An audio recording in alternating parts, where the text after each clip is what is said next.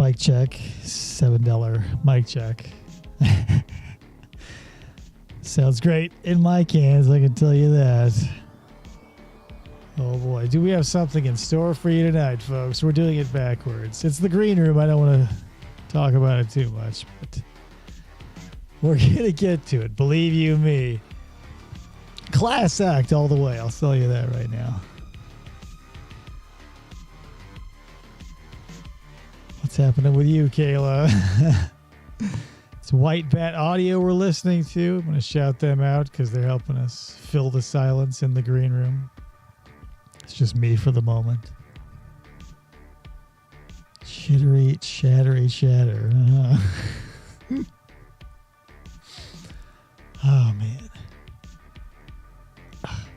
I had some great ideas for shows, but they all involve... At this point, I think Decon, he'd be a great co-host for these sort of things, but he's still in that South American hospital trying to get his butt back in order from that bouncing Betty.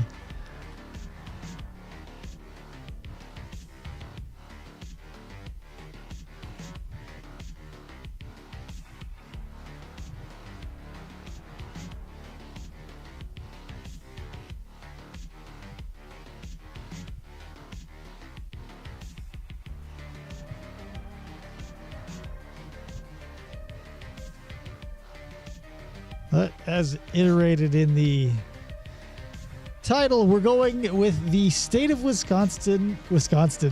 State of Wisconsin is the plaintiff, because that was a major point of contention for old Darrell.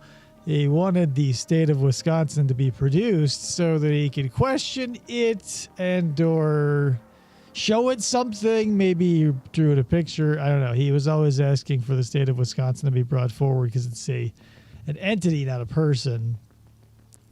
And the prosecuting attorney will remind the jury of that. And we'll get a quick lesson in what municipalities are and the fact that a state, has legal rights. I mean, it's got legal authority. It's got everything. It's a thing. It's a hallmark tourist destination of the Middle North. That is correct, Kayla. If you live in the Middle North, you go to Wisconsin for the cheese and the football.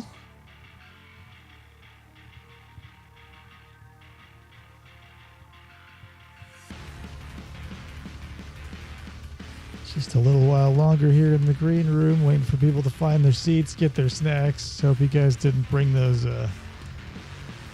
the type they sell at the movies where it's like those hilariously large ones you can buy at the dollar store, but when you open it up, it's like 80% plastic and it's super crinkly, and then you end up with 8 Sour Patch Kids, and then you're the one who's left sour.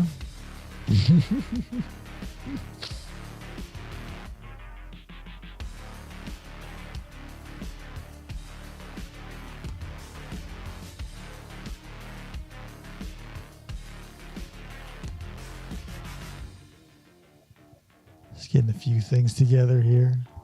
I was thinking too, since I get this cordless $7 Goodwill microphone, I could run it probably all the way through my house and out, maybe down the street. Sour Patch Kids are great. How dare you, Kayla? Plastic. You're probably the type of person who would eat Velveeta Kraft singles or whatever. Those are things that are terrible. Not even real cheese. At least Sour Patch... I guess I don't have a leg up on it, but still, they're sweeter.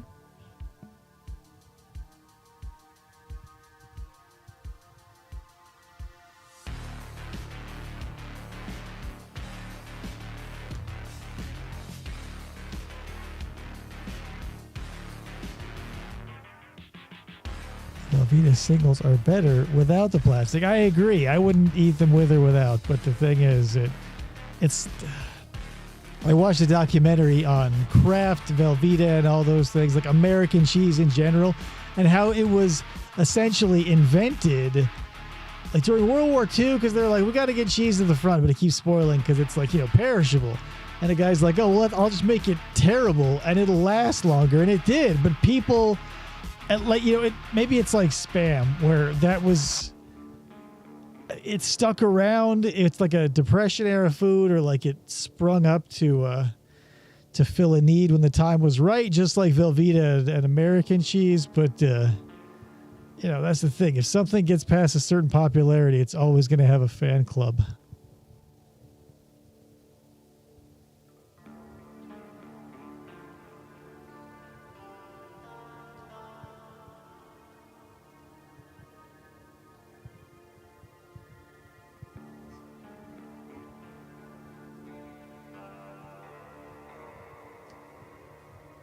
Is everything but a Monty Python song. Okay, yeah, I guess if that's where your benchmark is. Monty Python fans are like Monty Python fans to comedy are like what Raiders fans are in football. They're die-hard, dyed-in-the-wool, like holy crap, they can get a little intense, and they'll constantly quote things at you about them.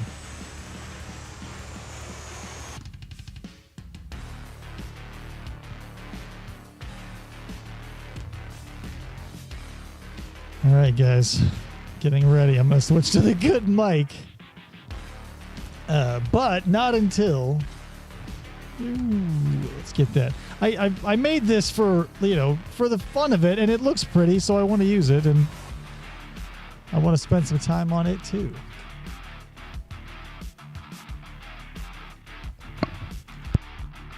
Okay, good news. We're on the good mic now.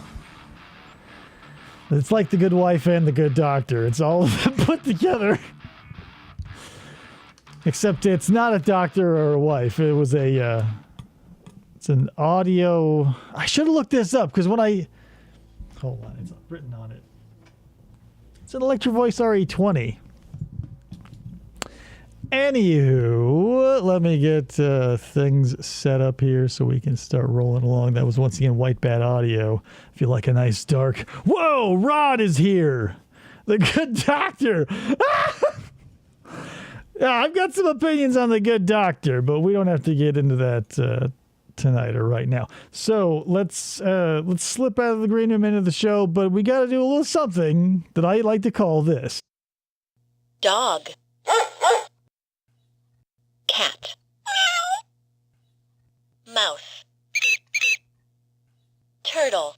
I can't see me loving nobody but you for all my life. You're listening to FFOP Radio. Reach the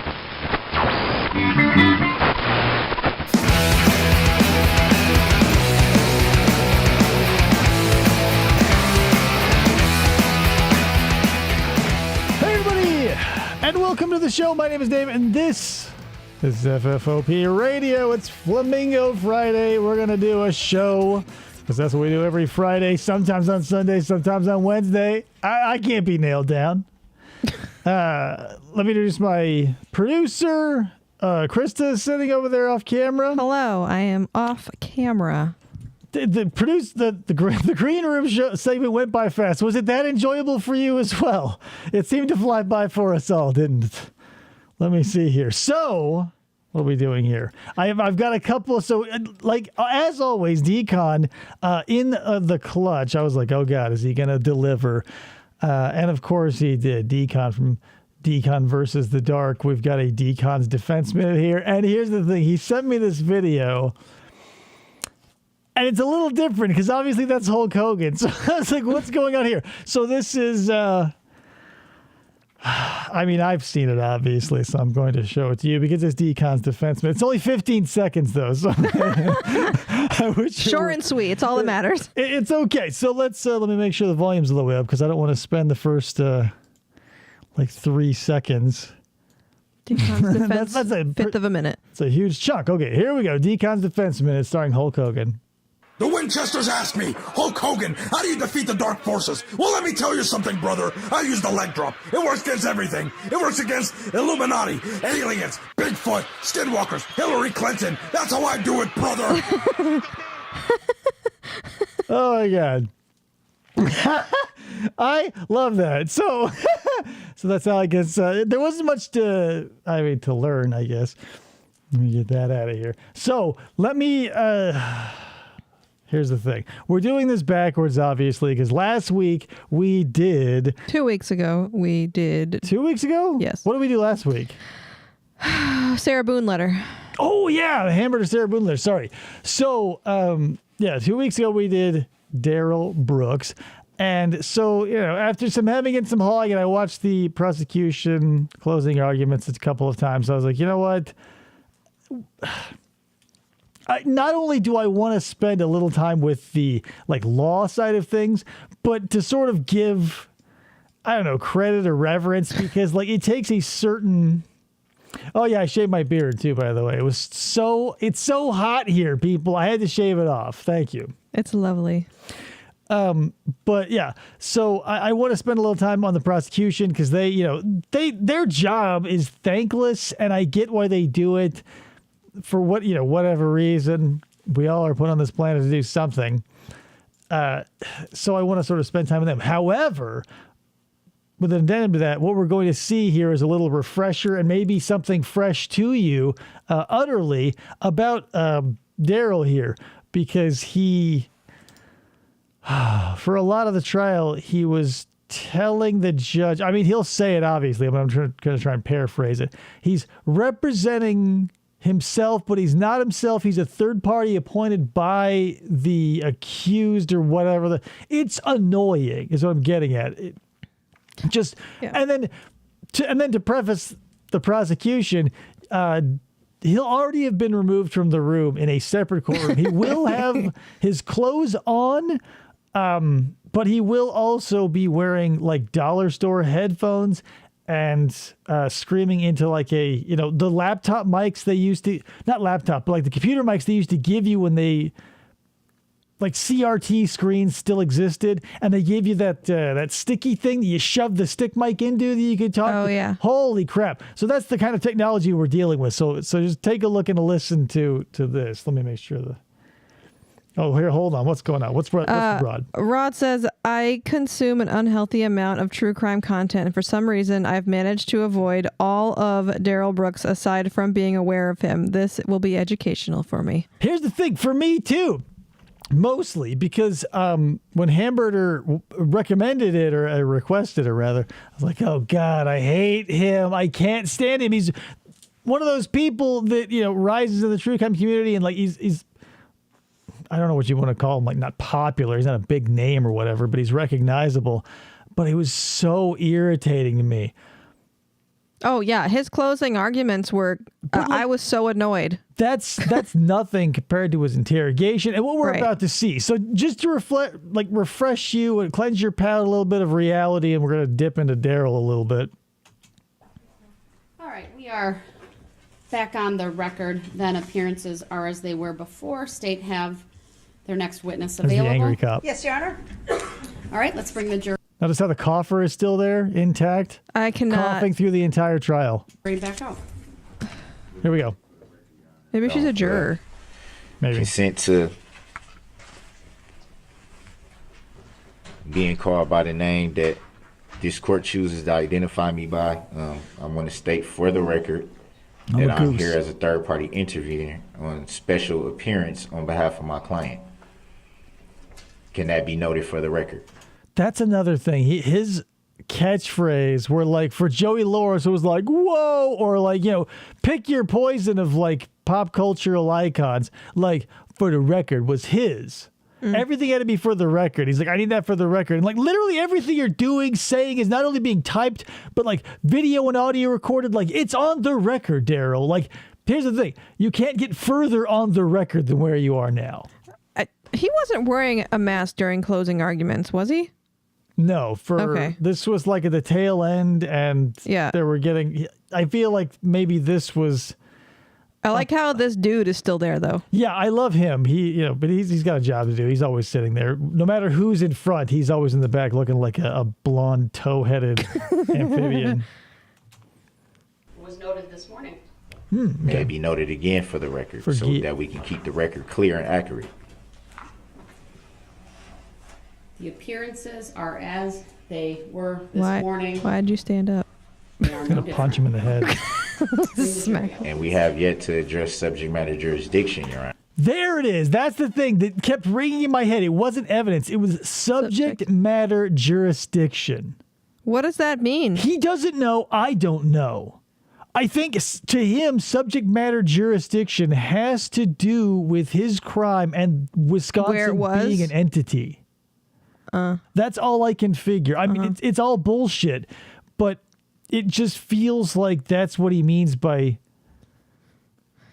subject matter jurisdiction. So were his crimes committed in the town that he is in trial at? In Waukesha? Yeah, I think so. Well, maybe let's go a little further and maybe you'll explain it a little bit. Because he loved to do that.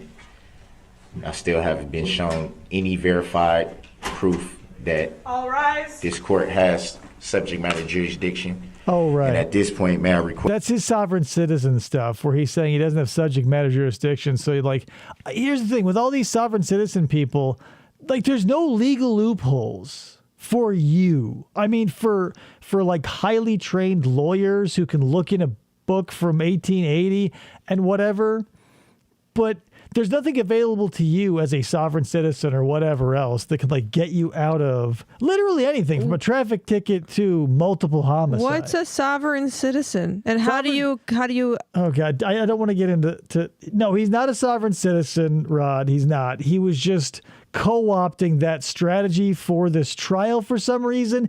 I don't know who did it, but someone filled his head full of like the confidence was always there, but someone filled his head with a bunch of sovereign citizen rhetoric. So he kept saying, like, prove subject matter jurisdiction. So, like, he kept asking for the court to prove that it had power over him. And technically it doesn't. It's something we've all agreed on as a species. Right. So technically there is no such thing as, like, the court or whatever having power over you, but someone within that system will point to one of these dudes in brown with the badges and stuff, and they'll come over and they'll thwomp you. Right? I mean, not for nothing. The basic request duty. an affidavit that you, Your Honor, have no bias, no conflict of interest, and no interest in the outcome of this case. Mr. Brooks, the jury's coming out. He kept doing that every time. The jury was in and out of the courtroom like a cuckoo clock bird. Sure. It was insane. I don't know. It's kind of like one of those things where if something happens a couple of times, you're irritated by it, but when it keeps happening over and over and over again, it almost becomes a joke. So, like, I can only imagine, like, the 14th time that day you have to get up and shuffle out of the courtroom because he's saying subject matter jurisdiction or, like, prove your... Jury nullification. Like, what's your jurisprudence or whatever. He, like... Kale says, whoever taught him all these legalese either doesn't like the judge or is playing an elaborate prank. That's the thing. I think it's mostly... I don't know, because it's not like jailhouse lawyer. I don't know how much experience he has, like, moving through the legal system as a prisoner or whatever. But that's the thing. Why? You never know. You're never know why. So here we go. This lady, like, bends over backwards to get the jury to realize that, like, we all realize it's been a slog. We can't say it aloud. So that's where the first part of this is going to spend. And there's the cougher. Someone threw out a wild coughing. Mr. Brooks, do you have an objection? I thought I was supposed to be unmuted. You are now. Objection. I thought I was muted. Noted. All right. Attorney Opera, you may He's start. in his own courtroom and still wears a mask. Good afternoon, everybody. You can sit down. Kind of nice to stand here in the middle of the courtroom. You know, all week or the last 3 weeks, they shoved me at the end of the table because I'm the lefty in the group. It's nice to be able to feel look that. at you I know all how that is, lady. Say thank you. Truly thank you. Each and every one of you. I want to express our sincere gratitude from the prosecution team, myself, Deputy District Attorney Leslie Basie, Assistant District Attorney Zach Woodshow. Yep. And for real, like, the court system can offer you almost nothing except a $35 check at max for gas if you live in a municipality that will allow it. So, like, I can understand why this lady is like, holy cow. Can you imagine? I Check can't it. believe that you and I just had to live through that. So, whoa, we're sorry. The girl that I follow on Instagram, the artist who's been in jury duty in Phoenix for a month, gets $18 a day. She's like, I'm going to give the landlord my paper telling him I can't pay my rent because I'm getting $18 a day. Right. And wow, like how, I know it's like you're supposed to be like the duty of every American to like try and become a little bit of sand on that beach. But like, how do you imagine being just like a regular person and getting pulled like in Waukesha, Wisconsin, just going to your job at Ace Hardware every day, and you get a summons. You hope that they cancel the night before. They don't. Somehow you slip into the first pool. Nobody thinks that you're offensive enough to get kicked off. And here we are. Lose 3.5 weeks of your life to Darrell Brooks. Woo. There's no one in this courtroom that does not realize the sacrifice that you've made serving your community. I mean, you guys were in this here. very important task. I wonder if the cougher is that lady in the Put your back left lives on corner. hold. I don't even want to hear from your bosses. She looks like a cougher. Thank you. You've watched these proceedings and you've noticed as we sit at our prosecution table, we don't have a client at our table. Why is Rest that? assured, we do represent someone. We're the state. How often do you think that a closing argument includes the fact that a state is a thing, right? Like, how wild is that? We represent the people of the state of Wisconsin. It's an entity. I can't bring it to the courtroom. You're standing in it. It's like dog crap. Enact laws. People want to feel safe. They do. People have representatives in Madison or Washington, D.C. that set standards. You're soaking in it. That we all are Soaking in expected it. to live by. Soak up the When those Waukesha. rules are violated, prosecutors step in and enforce the law. I mean, Darrell, technically, yes, but by then, that's like the very top of a layer cake that's dozens of layers. Like, think about all the legal levels that Darrell had to move through, from like the beat cop to detective to yada yada yada, and all the way up the system. She's like, "Here I am to try finally to enforce the law." When like you're like the bride and groom on the top of the cake. Darrell Brooks does not represent anybody. He represents Darrell He does not Brooks. have a client. Oh, here we go. Darrell Brooks is the client. Wait for it. Darrell Brooks is the defendant. Who are you calling State Darrell of Brooks? Wisconsin is the plaintiff. It's really that simple. Do the math. And it's consistent with any other criminal case you've ever heard about at any other time in any other jurisdiction. It runs the same. Like, seriously, on what planet would you have to be like? State or But you have to. It's the lowest, not common denominator, but you have to appeal to like, not appeal. What am I trying to say? You have to make it understandable to the lowest acceptable understanding level. Yeah. Do you know what I mean? Like, you have to make it so easy to understand that nobody can be left behind. And as a consequence, everybody who understands it from the jump has to go like, oh God, like get to the point. It's almost like after getting used to SVU and all those complex storylines, to have to go back to watch like Sesame Street where you're watching Bert and Ernie and you're like, where's the nuance? At the end of Taylor Schabusiness's trial days, every day, the judge tells the jury the same spiel, and I'm sure this person does too. It's this thing. He's like, I know I told you this yesterday, but I have to tell you again. You know, don't tell anybody about this. Don't talk about it at home. I know you're going to want to, but don't do it. You know, I bring this up a lot, but it's like, it's more art than science. Or maybe it's both. Maybe not both, but like, because like the recitation of the formula that they need to be told all the time. Like we're trying our best to try and regulate human behavior to a thing that is easily calculatable and recitable as a formula to be like, hey, here we go. But like computers don't have emotions. Like that's why Data was wigging out when they gave him that chip. He was scared. Whereas before it was like whatever. You do what you got to do. When emotions enter, things get dicey. Yeah. It's a little jumpy. I can't tell you to do anything. Except I'm going to say one thing to you that I wholeheartedly ask you to obey. Attorney Hopper, I'm sorry for the interruption. Your objection. This is hilarious. Mischaracterization of who I am. And You're gonna hear that a lot. I feel like it was talking down. All right, your objection's noted. It's overruled. Yeah, that's what finally gave Data emotions, Kayla, was a Pringle. They finally replicated some Pringles and they gave him to Data. And he's like, oh, now I'm afraid of the Borg. And he's hiding. Statement continue. Mischaracterization. You must not consider anything about Darrell Brooks other than his conduct in downtown Waukesha on the evening of November. Doesn't he look like he's one screen in a Zoom meeting where it's like 4 dudes in a rap group and he's like the producer, like pulling in all the feeds, and I was like, he's like watching from his home studio on those really cheap headphones. Should have given Ruffles the ridges would have made him stronger. Oh.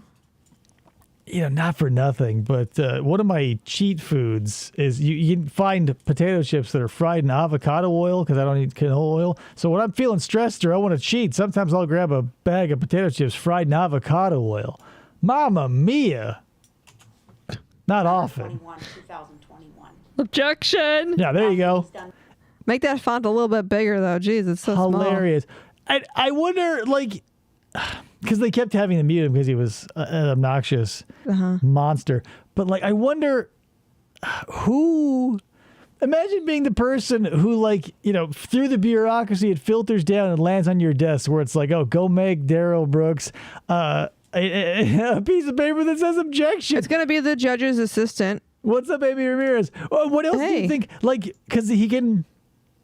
What else could he raise? Like, was it just a single sheet of paper that someone was like, had to open up a Word document, type objection in like 214 font, hit print, and then be like, here, Darrell. That's like 64. What? They could have made that so much bigger. But it was the judge's assistant, like when, again, with Shabusiness's thing, like the judge, like, I swear was just like IMing his secretary, like from the stand, because they had paperwork and they had the same paperwork, the judge and then the 2 attorneys, and they're like, oh, this is wrong and this is wrong, and he's like, okay, I'll have my assistant change that and get that to you. And like she is just sitting at her desk, presumably just going, okay. Right. And that's kind of nice to see, because it's like, you know, technology and bureaucracy seldom mesh easily. So the fact that, I mean, the first time I saw a doctor walk into my waiting room with a laptop, I was like, whoa, the future is now. But it was like so far in the future that I was like, this is too late to be impressive. Done before that, nothing he's done since that. When you go Mischaracterization. back to the deliberation room, please. The fact that he's in a different room confine says your something. comments to his conduct on November 21 of 21. Is he guilty of the 76 counts? Totally. That he's been charged? Here we go. That and solely that should be your topic of discussion. 76. Wait for it. So, what are the charges against Darrell Brooks? Thank you for your patience in listening to the jury instructions. If you can point to anything in this case where Darrell Brooks got like a point, right? Because every time he opened his mouth, it was like Mario jumping too early or too late and getting killed by the Goomba. It was like, doo, doo, doo, doo, doo, bum. You're probably going to not realize the significance of this, but you're going to see the first win Darrell Brooks maybe ever gets as an adult. And it's insignificant. They must be read for each and every count. But sadly, they can be summarized very quickly like this as far as the actual counts. Counts 1 through 6 are first-degree intentional homicide while armed with a dangerous weapon. Counts 7 through 67, first-degree recklessly endangering safety while armed with a dangerous weapon. Is the dangerous weapon in his car, or did he have a gun? Oh, okay. 74, hit and run causing death. Counts 75 and 76, bail jumping. And count 77, battery. Slather that on like butter. Whoa. Here we go. Brooks, what is your objection? Prepare yourself, people. You said 76, and that was Prepare 77. yourself for the point of a lifetime. I have 76 charges, not 77. So Kobe. Bam, That was Michael Jordan level athleticism right there. Mischaracterization of the charges. That is correct. It is. I don't know who told him mischaracterization. I don't know where he learned that. The same place he learned whatever the jurisdiction evidence but it bullshit. feels like because like it feels separated from the sovereign citizen stuff because like mischaracterization feels like something you could bring up legally and not sound like a lunatic, but like what is your subject matter jurisdiction makes you sound like a mental patient. And he said in the other thing that he was like, his client, but then he's like, I have I'm a 76. third party from and then but that's the thing, he's nuts. He's living with 1 foot in dreamland, but that with all of us standing with 2 feet on the ground in reality, or as close as we can approximate. Seems a little weird. Sustained, it should be count 68 through 73, I believe, and then 74 through 75, and then 76.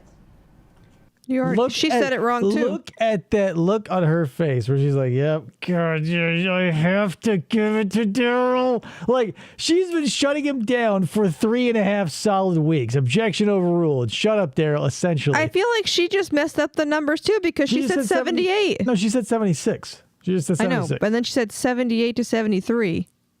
What? Whatever. Who cares? It doesn't matter. She has a smug look on her face, though. No, that's an annoyed look because she goes, I'm going to give this one to Darrell. Damn like, it. imagine it must have been like eating, maybe not something great, but something not unpleasant, and then like finding a piece of gravel in it right toward the end where Darrell's like, I'm going to point. Thank you, Your Honor. I do apologize for my math skills. I vote for a mistrial, Your Honor, for the She looks numbers. a little bit like Muriel Hemingway and Monica from Friends. 75 are bail jumping, and 76 is battery. It's Monica's older sister. I apologize for that misstatement. We're going to talk about counts 1 through 67 She's texting. in detail. Counts 68 through 73, hit and run causing death. She's doing her nails. In my opinion, are Maybe easily she's summarized typing? as this. Yeah, because she's got monitors all around. Yeah. Her. She's probably typing a whole bunch of stupid. Like, what is she typing? Bail jumping. I hate my life. She's She's like, typing her she's got a resignation. live journal. She's going like. facing felony charge. That'd be funny if like every judge, not every judge obviously, but like the cool judges would have like a live journal that like has an unlock date after the case is over. And it goes, and it blows and like I'm the judge for this, dear live journal. Like Here's Darrell what Brooks happened. is so crazy. I had to throw him out 40 times. Charges there. He was ordered to not commit any further crimes. But he did. Can you believe that? He Criminals be criminaling. was involved in any of the conduct charged in counts 1 through 67. You should find him guilty of bail jumping. Battery. The worst crime. That relates to the split lip and black eye suffered by Erica Peterson. The girlfriend. We told the story kind of backwards. We started with the battery for background.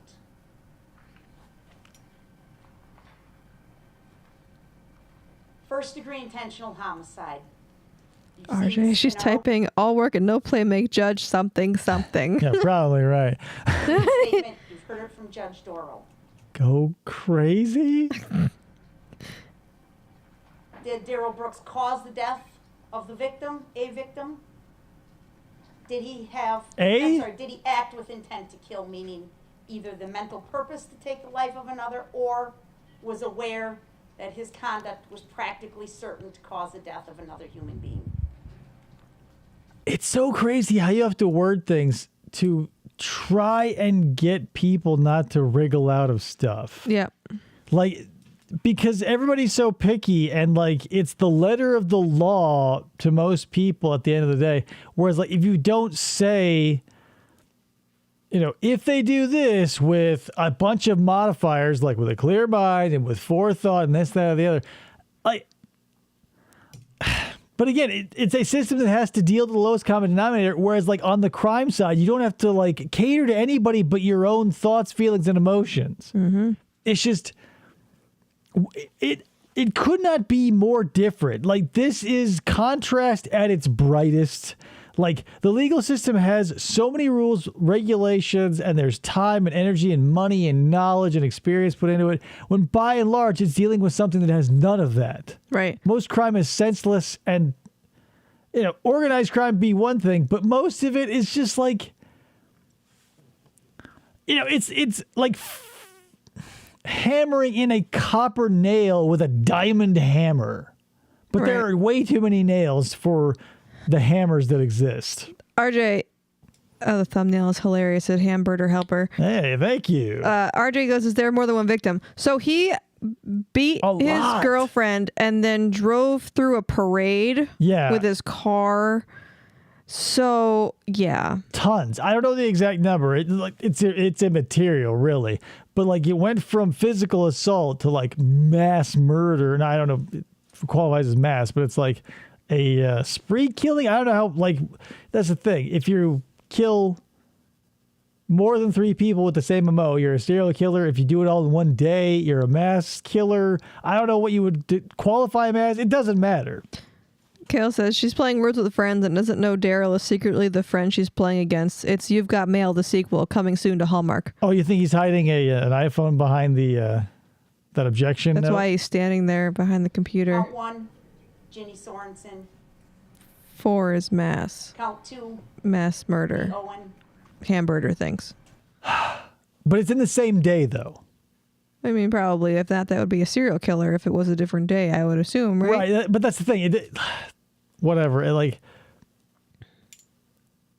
whether the length in time, the temporal existence of it is long or short, like, yeah, it's got to be 4 mass. So, yeah, it's so funny that that we have to, like, label these things. Mm-hmm. Like, and it doesn't really... Maybe then again, it's for the layman, right? Because if you go, this person killed this many people, it doesn't have like that brand recognition. It's no Coke or Pepsi. Mm-hmm. This person they killed 4 people in one day. But if you call them a mass murderer, like, what a PR move for the legal system. Yeah. Serial killer. That's a threatening thing. Mass murderer. Like, and technically those numbers are pretty low. I mean, realistically, there's a bunch of people on the earth, but like 4 and 3, that's a lot of people that just blink out of existence for one person's jollies. Count 3, Tamara Durand. Oh, I got. Oh. Count I think he was 4, being handed something and they Jake forgot to Bullock. mute him. Because I was waiting for him to be like, Count Mr. 5, Brooks. Bill Hospital. Count 6, Jackson Sparks. Those are the individuals who lost their lives because of the conduct of Darrell Brooks. So like 6 people. From there we go to Or reckless 5, I'm not endangering sure. safety. Several, What but is tons that? were injured. Like, it doesn't. Yeah. Like, devastation In reigns this supreme. case, it means that through his reckless driving, he endangered the safety of other people. Can you believe that, jury? And he did so demonstrating utter disregard for human life. Pretty much. Now, behind me is State's Exhibit 15. It's also on the PowerPoint. If you choose, you may have this chart with you in the deliberation room to help you. She's very interested in making sure that they have access to all this stuff.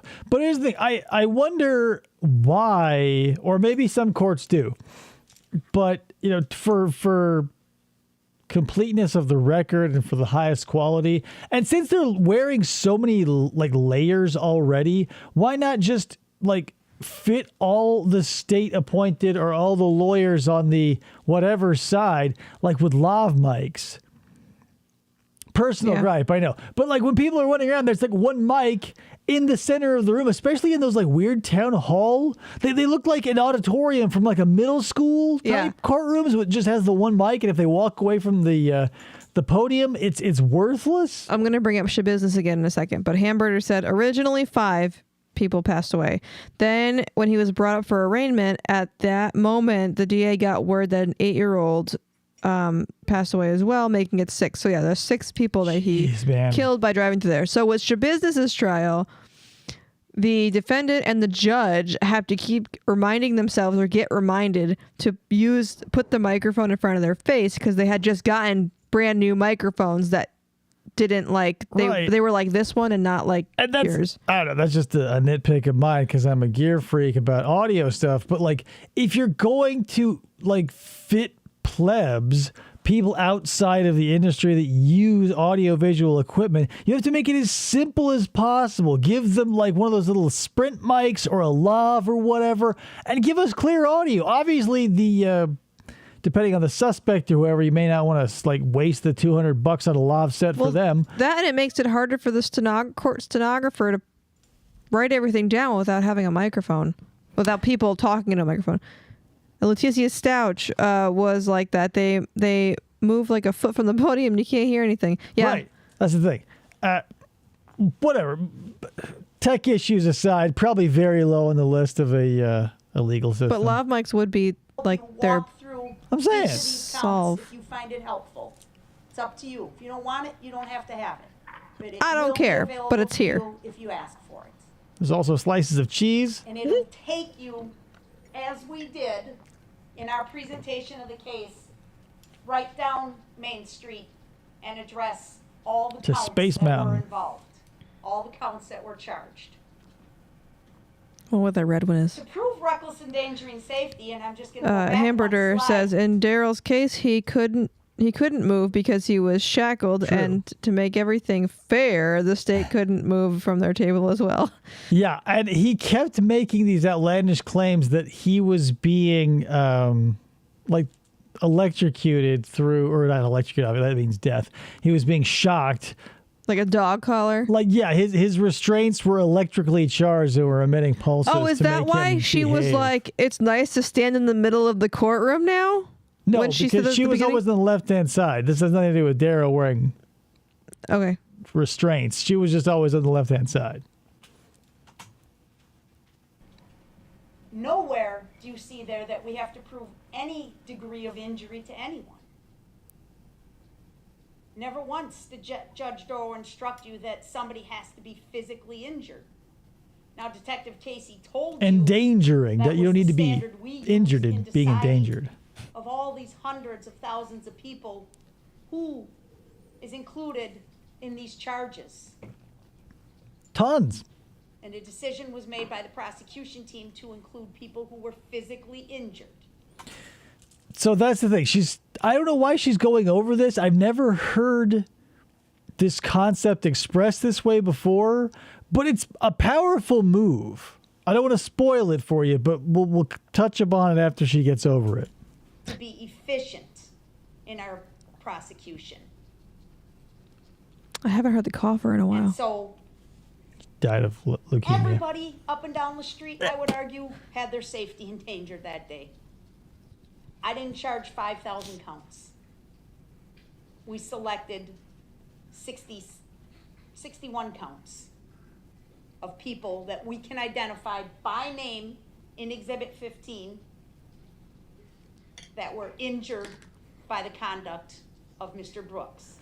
So a brilliant play, right? To give scale to what's happening. Yeah. Many more people probably got hurt, but yeah, you can say he endangered, like reckless endangerment. You don't have to prove harm. Like 5,000 people, rough estimate, at that parade. So yeah, he endangered them all. So again, it's down to semantics. You can spin data any way you want it. But saying like we're only charging him for 66 because that's how many people he physically injured. Yeah. Like, but how many have PTSD now? Right, yeah. The implication there is staggering because, I mean, I've not seen the video and I never will look for it. But unfortunately, some of the true crime channels I watch play some of the audio and it's horrifying. Oh, I'm sure. Those are the people in green. People in red are the fatalities. And we presented this case to you. There was your cougher. No, that wasn't him. That wasn't the person. Choker. That dude was the one that coughed just now. Occurred Not the same cough. going down that street. So we are absolutely held to our burden of proof and the elements for each offense that Judge Darrell instructed you on. But we are not Classic required to Star prove Trek. Classic. any injury to anybody. The question is, was there safety in... Not to like divert from the point of all this, but isn't that wild? Like the association with color that we have, like red is passion, it's death, it's stop, it's red shirts on Star Trek. Like red is so many things, and still there are people in my life who think they can describe the color red to a person who's been blind from birth. endangered by his reckless conduct, his reckless driving.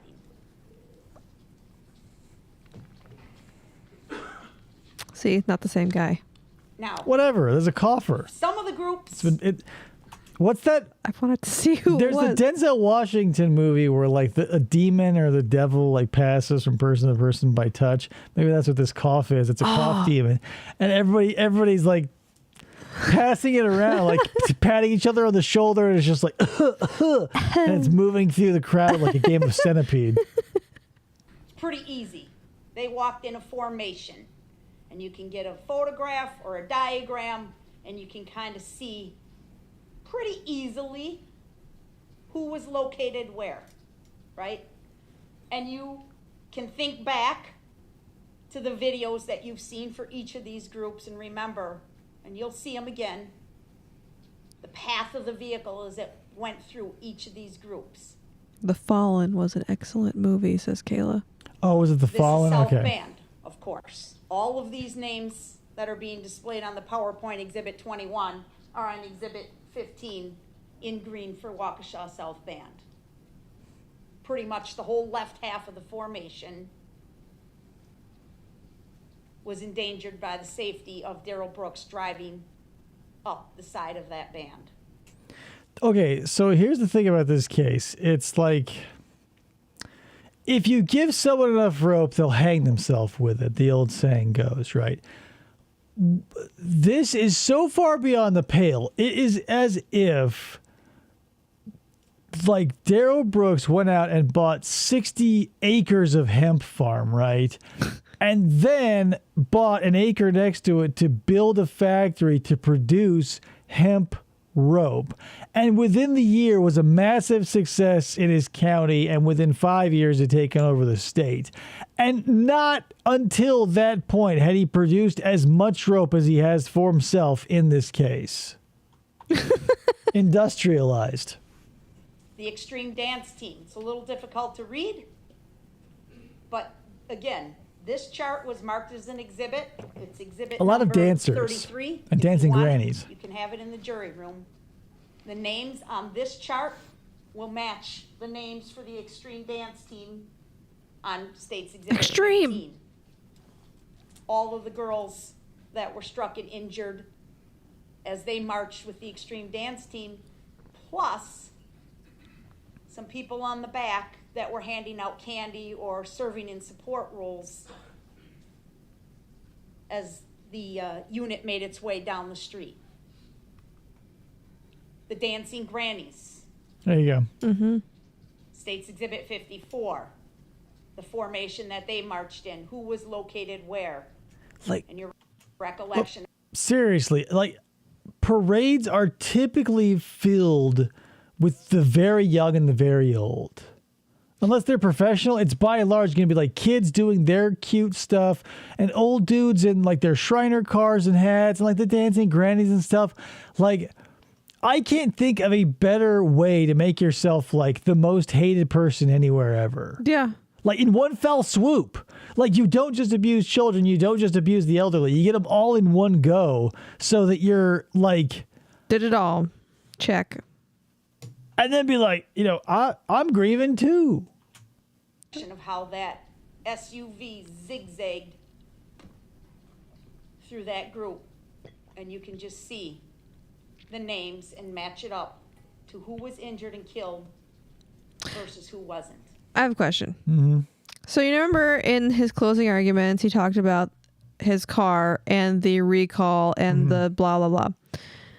If whatever the recall was a thing, could he have still pulled the e-brake and have his car stop? He could have put the drive lever into neutral, into park. Those both would disengage. They would have worked. I didn't know what the recall transmission was. But here's the thing.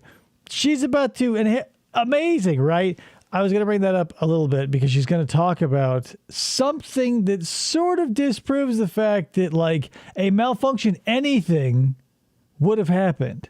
Because, again, we're not in an age where a malfunction can take control and change direction, pitch and yaw, speed, acceleration, etc. Right.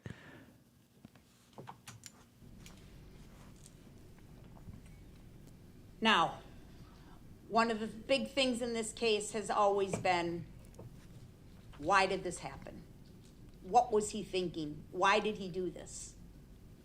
Again, those are things I don't necessarily have to prove to you. Right, because what's the answer?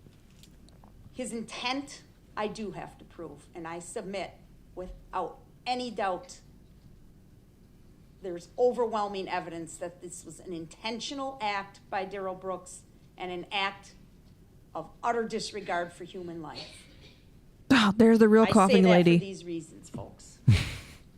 Robitussin wore Number off. one, first and foremost, just stop driving. That's it. It's really that simple. Not one person had to be hurt that day if he would have just stopped driving. Is this person behind her part of the state?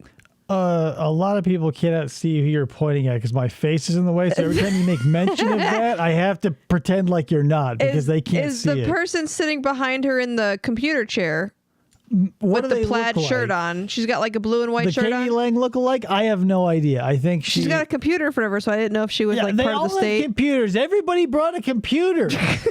I don't know. I didn't research. I don't know who this dude is, the doughy dude. I don't know who this dude is with the like Johnny Unitas, John. I don't know anybody. He's just a spectator. That guy's a photographer, but the lady, I wonder. The person exclusively that no one can see, don't know. Do you guys know? Do you recognize her? I didn't know what the audience can someone couldn't like see. look up the Waukesha County Courthouse? I'm sure they've got a yearbook or something, and find someone with Thank you, short hair. Hamburger. God damn it. The woman behind her is the paralegal. Thank you. Fuck. I'm getting berated by my husband over here. Problem solved now. I expected better. Thanks, Hamburger. I appreciate you. And now what? I'm just wondering. Yeah, you want to know if she plays like an acoustic guitar in a coffee shop on like late Saturday nights? I'd hang out with her. You think she has a store where they put a bird on shit? You specifically, I'm sorry, can I be heard? Your objection, sir? I didn't know if I was on mute or not. Shut up, we can hear you. You specifically said in your jury instructions that Look how stupid he wears his headphones. You can't look into someone's mind, I think is what it says, to find intent. So how could that be characterized as someone knowing for sure intent or not knowing for sure intent? You're making an argument. You'll have an opportunity to do that later. Your objection's noted. It's overruled. The state may continue. Right. Yeah. It's closing arguments. That's what's going to happen a lot. Darrell doesn't know law, and so he's going to keep acting as if this is like an active case, and he can be like, hey, whoa, but that never worked before. This is the end, man. I apologize. We showed you at the very beginning, remember our first witness was Sergeant Warner, the man who was the incident commander for the parade. We put up another map. I think it states Exhibit 1. You can have that if you want it. You can have all these fucking things. They're yours. All the positions of all the police officers. And Make sure you get a smash penny with Darrell Brooks' face on it. Squad cars. How do I know it was intentional? Just like every good smash penny machine, there's 4 designs. You have Darrell Brooks, Judge Donovan, this prosecutor, and then this doughy guy right here. He's number 4. The photographer. Yeah. He's a major player. Or maybe the paralegal, now that we got confirmation No, on I want the coughing lady to be on a Wikipedia. penny. Yeah, just like mid-cough. That's the hidden 5th option. It's got to be a juror. Because even Darrell Brooks told Detective Carpenter, I could tell something was going on downtown. No reasonable person would drive upon this area, see the squads with their red and Better supply the pennies. I mean, technically, they're not charging you 51 cents. They're charging you 50 cents to smash something that is now worthless. But before, it was worth a penny. blues on. So it is costing you a penny because no one's going to take that anymore, Kayla. Science. That's why it's not law. It's science. A smashed penny is science. See the officers in the street with their bright yellow vests. See all the people milling around. See the floats lining up. The signs everywhere, presumably. The coughing lady. No, Here's some water. drive safely. I would accept a what you call it. Here's the thing. Since you're doing all the goddamn work yourself, basically, I mean, obviously the gears and everything make it easier by ratio, right? But you're still doing all the work. 50 cents to crush a penny seems high. Let's take it from 51 to 26. And that's what my platform is when I run for president. And the wear and tear on those penny smashing machines are nothing. They got to get oiled. The copper and the zinc and the crappy pot metal there in pennies are nothing. They have like solid stainless steel things and that could smash 1 billion pennies and see no Oil's damage. not cheap. They were just counting on inflation from 170,000 years ago to now. Listen. These people are rich, and I don't want to pay these fat cats in Washington that extra quarter to smash a penny to have this photographer's face in my penny wallet. I wouldn't choose him anyway. Yeah, of course What if I they would. He switch would the be number machines one. to avocado oil? Oh, that's still expensive. You'd be better off with like canola. No, a little squirt of WD-40 will last its entire life. There is a clock in San Francisco in a mall that has been operating since 1889 or some crazy crap like that. Like, throw some 3-in-1 on it and it's good for the next 40,000 pennies. I'm going to pay 26 cents and only that. So get on it. Slowly and obey officers. The barricades help us prove it was intentional. The police presence help us prove it's intentional. All of it, everything. Yeah, the fact that in 360-degree panorama of his existence was a parade should help prove intention. Does the 1889 clock blink 12 a.m. because my VCR is almost that old and that's what my time says? Yeah, it's not a 1989 clock, Kayla. 1889. I know, I'm saying. Oh. Who's the person Parade behind? participants help us prove it's Katie Lang. intentional, and the parade spectators help us prove it's intentional. Excuse me, Attorney Alpha, your objections? Oh, God. Speculation as to what the alleged defendant said he saw. It Sir, was never. Your objections noted, it's overruled. This is closing arguments, not the evidentiary phase. Seriously. Go ahead, So Attorney how Alpha. can speculation be made to what was saw? It can't. It's fucking closing arguments. This is the end of your trial. Deal with it, bitch. This is someone slamming the brake pedal after they've hit the brick wall, but like 20 minutes after. Objections noted, it's overruled. Continue. Shh, I'm putting you on mute, sir. Honking the Boop. horn. Quite interesting that Mr. Brooks asked so many witnesses if they heard the horn honking. Some of them said they did at the beginning of the parade. Yeah, I heard a horn honk. Most of them said they didn't. The horn honking cuts both ways, folks. If he's honking his horn, that means he can see something's in front of him. It's true. The windshield That also means helps. he knows there's an object. Real quick, this is a sort of a funny diversion to lighten the mood. But I worked at a car dealership for a little while, and it was the time when like backup sensors and backup cameras were on literally every model, and people just started getting to expect stupid things. And I probably shouldn't have said this because it probably cost me a sale, but I couldn't hold it in. This dude was looking at the Ford Edge, right? The 2020 or 2021 Ford Edge. And it had the backup sensors and the backup camera, and it was like the SEL model, so it was all leather interior and all this stuff, and it was probably going to be a good commission. And he goes, well, where are the sensors on the front? I go, what do you mean the sensors on the front? Because this predates adaptive cruise control, so we didn't have sensors. I go, what do you mean? He goes, well, like sensors to tell me if something is in front of me. I said, you want to know if something's in front of you? He goes, yeah. Like, what if something's in front of me and I almost hit it? I said, that's what the windshield's for, sir. In your eyes. I said, you can. That's glass. It's not a like a slab of granite. We're not going to paint it black, all of the Rolling Stones. It's glass and it's see-through. Light, visible light passes through it. Probably invisible light, infrared will as well. Ultraviolet won't. But you look out of it and you can see. And he goes, well, what if my grandson's in front of me? I'm like, again, the windshield is a useful tool in all vehicles, and it comes for free. Like, that's standard from 1902. Henry Ford was like, you know what? This is on us. And you carry that today, sir. He left. In the road. I'll go find a car that has that. Yeah, I'll find a car that tells me when someone's in front of me when I'm not looking. And again, this predates like the where you had like because my car has adaptive cruise control, so it will like sense stuff and like people and slow down and stuff. Yeah, but that's like 2021 today. Yeah, that's now.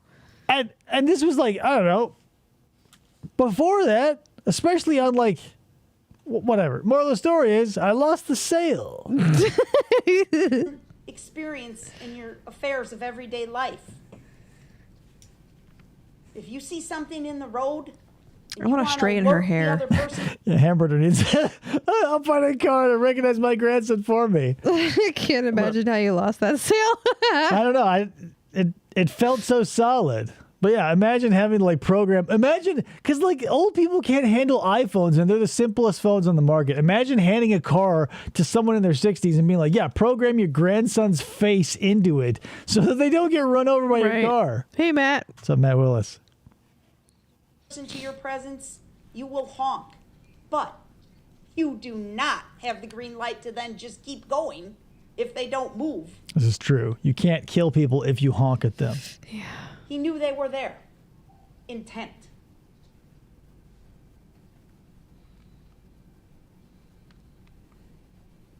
I've skipped one. I'm sorry.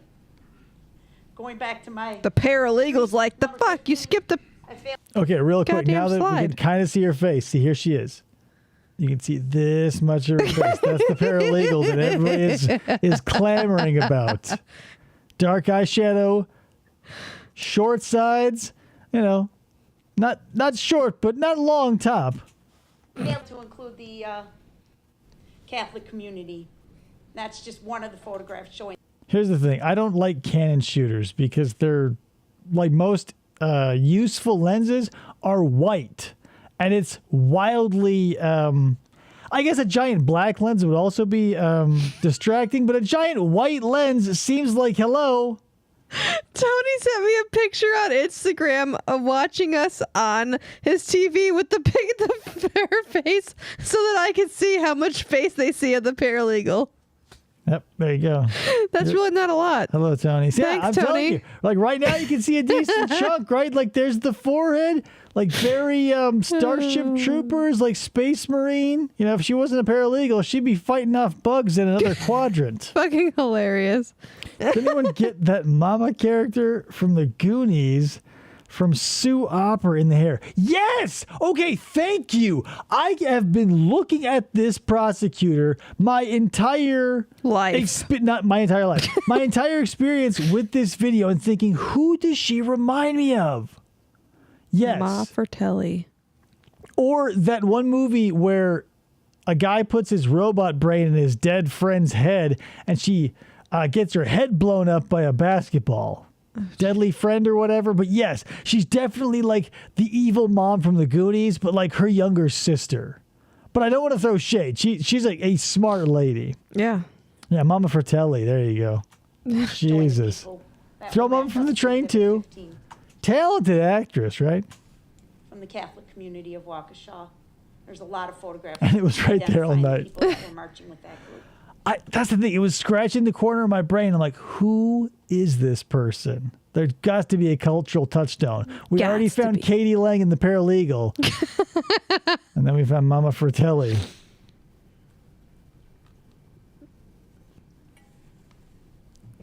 The parade started. This is the starting point. I would have thought there'd be more snow in November in Wisconsin, but I don't know anything outside of Arizona. We showed some videos of the groups passing by in this area. We heard testimony from 4 different police officers standing in 4 different spots near here, telling of their 4 different efforts to stop him. Intentional. Sergeant Wanner's back here. So here's an interesting thought experiment for you. Like, you know how in evolution and whatever, there's going to be a rise from side 1 that will invoke a rise that will hopefully be higher from side 2 to combat it and so on. So as guns got more and more powerful, our police got more and more equipped. So like when guns were revolvers and everybody was on the same level, the sheriff and everybody had the same thing. But guns got more and more powerful. So our police had to step up more and more and more. So they have like AR-15s and tear gas and tactical vehicles and stuff. Well, how do you combat a car? Like, we can combat firepower with more firepower to make it even. But, like, do we give our cops, like, mech suits in case someone goes... Well, no, not even tanks, because you'd have to be, like, nimble. Oh, you'd have to have, like, an Iron Man-style suit to, like, stop a car. Tony Stark, get on it. Like, because the police have cars, and then, like, they can't, like, also follow into a parade to, like, try and give him, like, a pit maneuver. Truckosaurus. Like small Truckosaurus outfits. Yeah. Like, because you'd have to have like a person be nimble to be like grab the car and like have the strength hydraulically or electrically or whatever method you use. I don't care. But to lift it so that the drive tires are off the ground. A la Twins, when Arnold Schwarzenegger lifts up the car to trigger the tow mechanism to stop the alarm. So was the thought. That this red Iron Man SUV cops. blew by me. I waved both arms over my head. I'm in a police uniform. I have an unmarked squad, but I have my red and blues on. And he blew past. And a yellow vest. He gets down here to the corner where Detective Casey is standing. Detective Casey runs out into the street, gets close enough to put his hand on the hood of the car. He keeps going. He comes down, turns onto Main Street, gets in this area of East Avenue to the south and Buckley Street to the north. This is where he encounters Officer Schneider and Officer Buttrin. They each make a separate effort to stop him, and he keeps going. 4 police officers. It's intentional. Totally. Like, yeah. A mechanical failure doesn't show intent. That's the great thing about mechanisms, right? They either work or they fail. Mm-hmm. They don't like throw you a curveball and like cook you breakfast but then slap you in the face. He had plenty of opportunity to just stop anywhere along the way. One of the officers testified to it. I think it was Officer Schneider. This was an accident. It's intentional, but not Sarah. Onto the parade route after passing all this. I'm surprised Darrell never said not intentional. Cultural touchstone didn't reach that far. Oh, that hair. Wandered onto the parade route at any point. Getting slapped in the face with a fresh breakfast pancake is true love. It's like what happens at the end of Pee-wee's Big Adventure, the Rube Goldberg breakfast device. Instead of just being like that huge breakfast that he eats like 3 pieces of Captain Crunch, he goes, They could have moved the barricade. Katie Lang, you know what I'm talking about. Hello. He didn't. She's like, I'm going to, Lilith Fair. Not to be pejorative, but, you know, she's hanging out there sometimes. It was intentional. He went on for 4 Constant blocks. craving. Nice one, Tony. It was intentional. He reached speeds of approximately 30 miles an hour. That's intentional.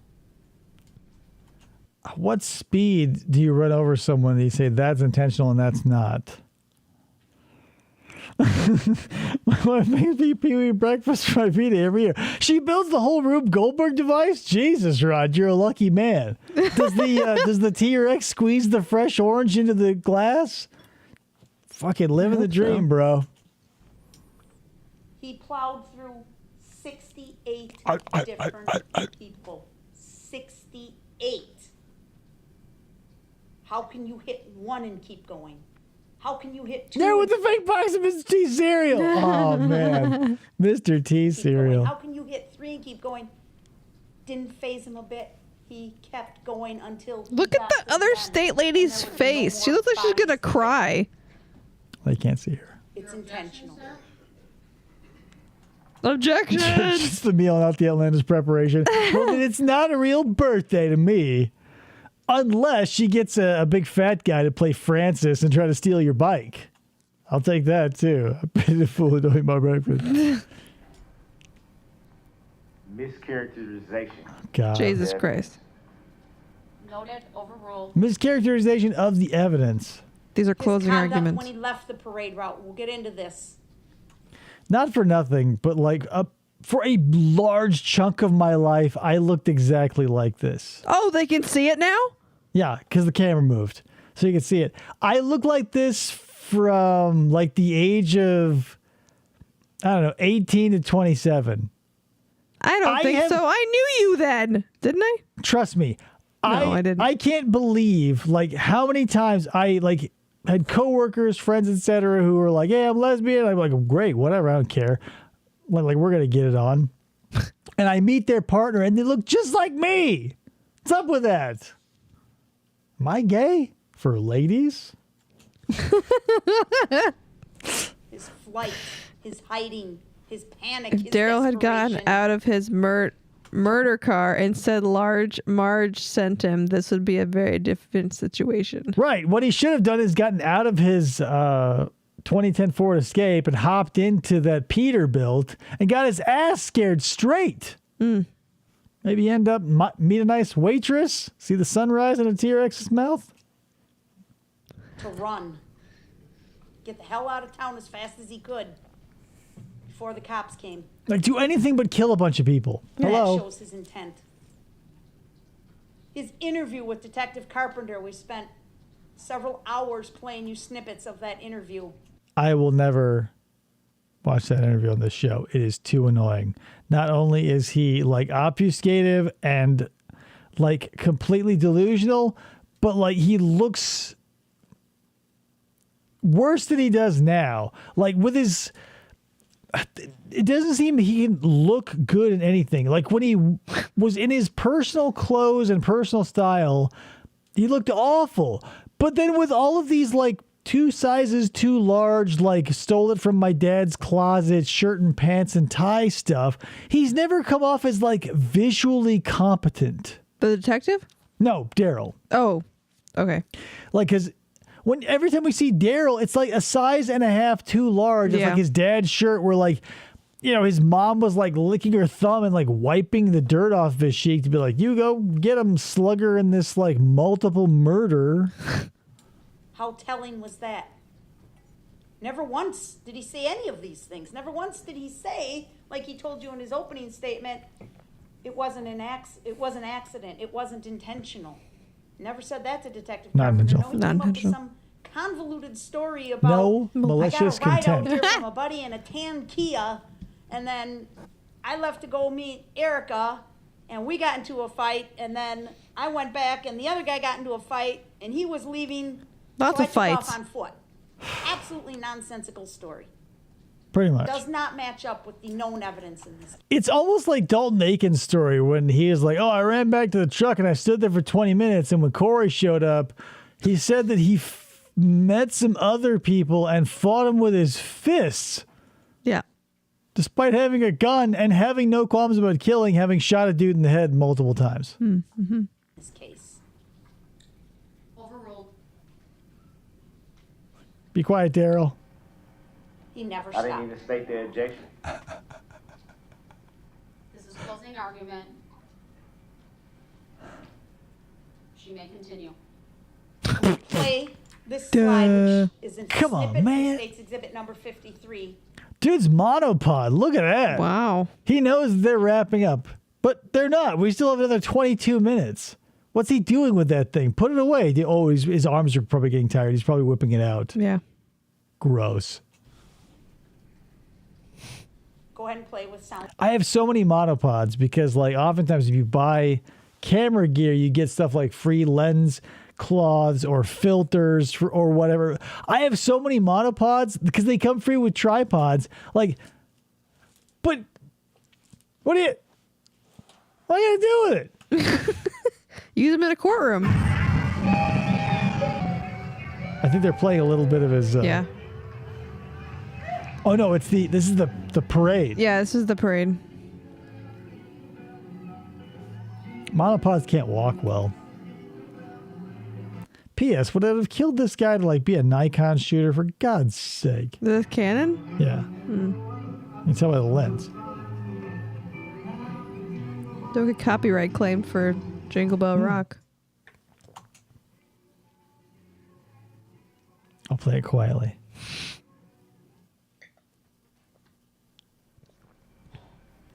Attack of the Monopod sounds like the next movie to feature on Raiders. They're hopping. I'll see. Well, if they happen in a lost land. Witnesses tried to explain to you, right? It's a Christmas parade. People are there with their families, their little kids, their grandkids, their neighbors, their friends.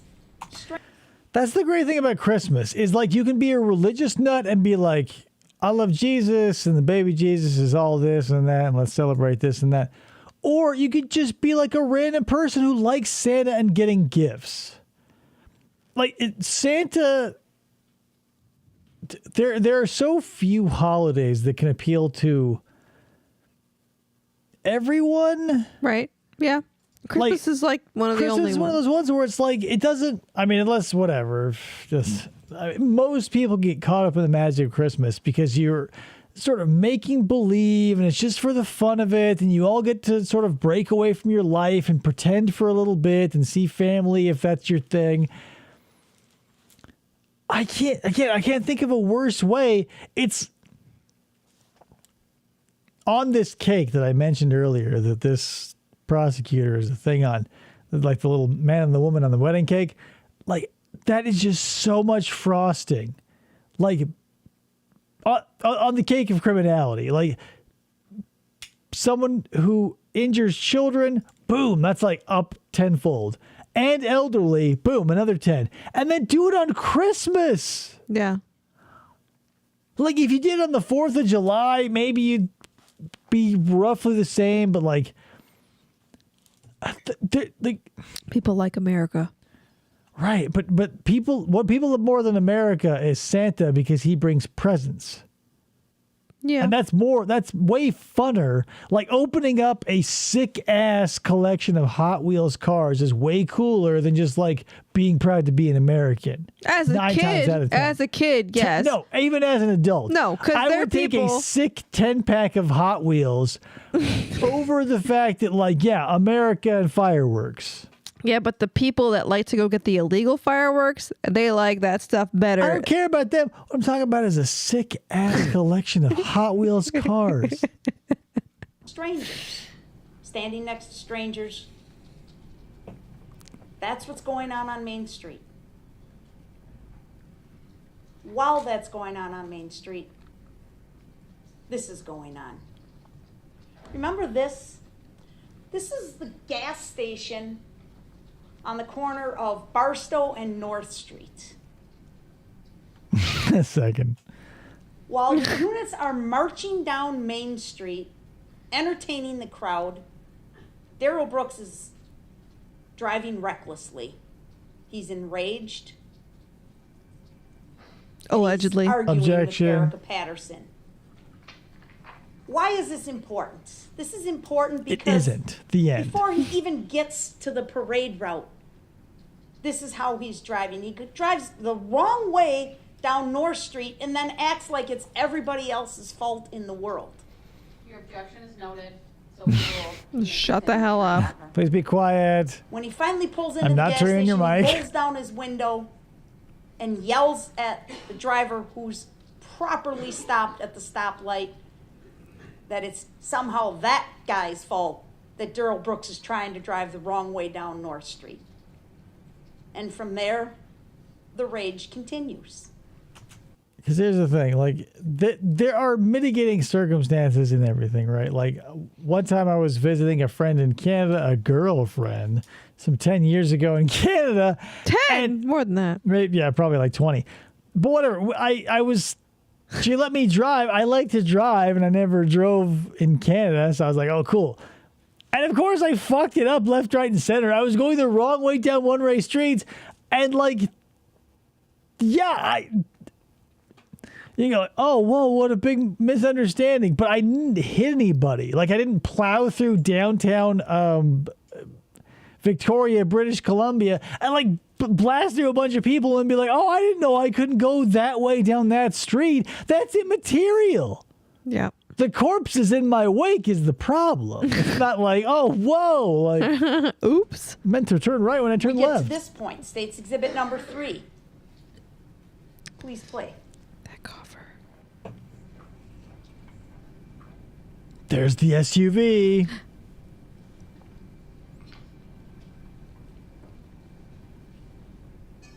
It always happens in like the farthest corner of the video. Yeah.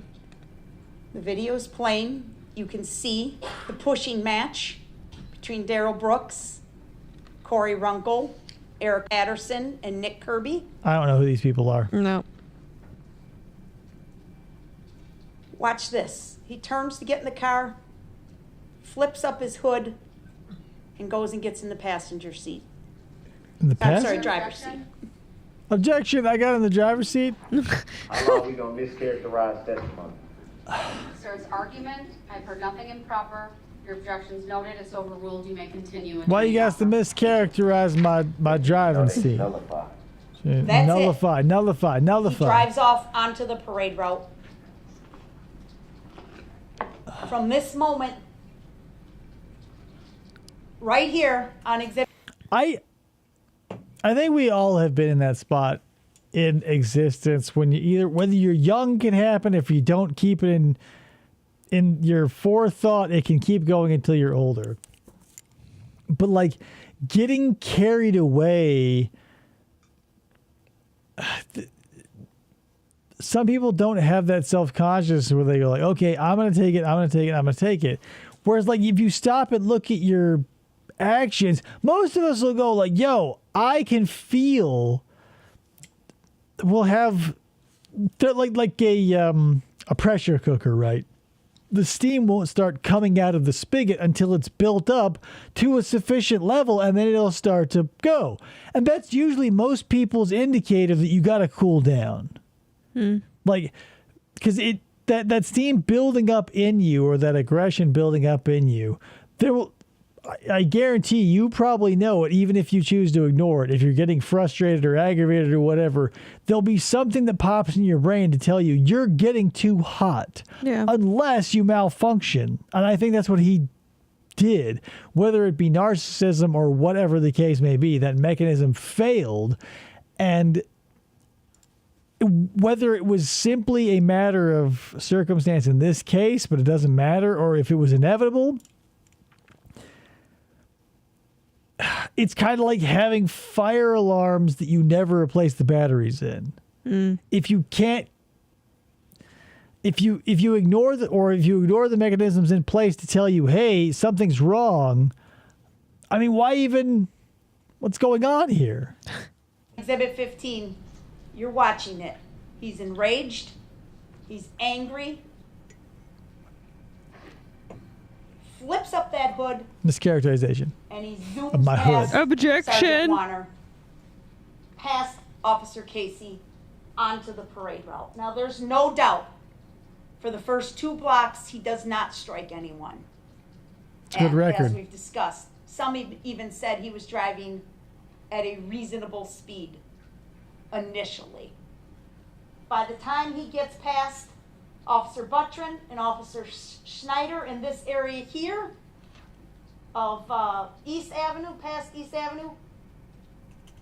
I don't mean to stop for literally no reason, but if you look at this monopod here and the angle of the camera at which he has attached it, this is lackadaisical. If he needs to like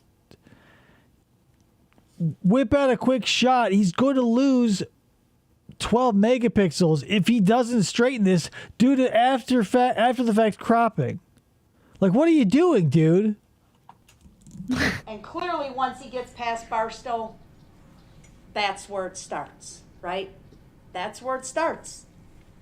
Nicole White, our first victim, walking with Remax.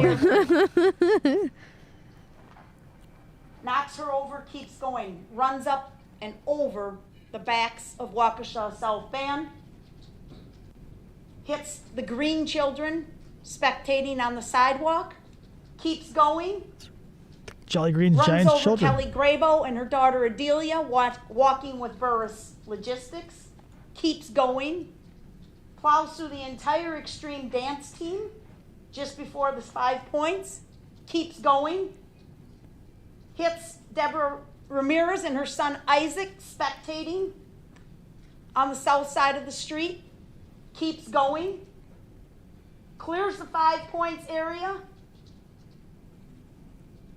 hits Jane Kulik square on, causing her to go up on the hood of the car. Here we go. And then fall off and drives over her body.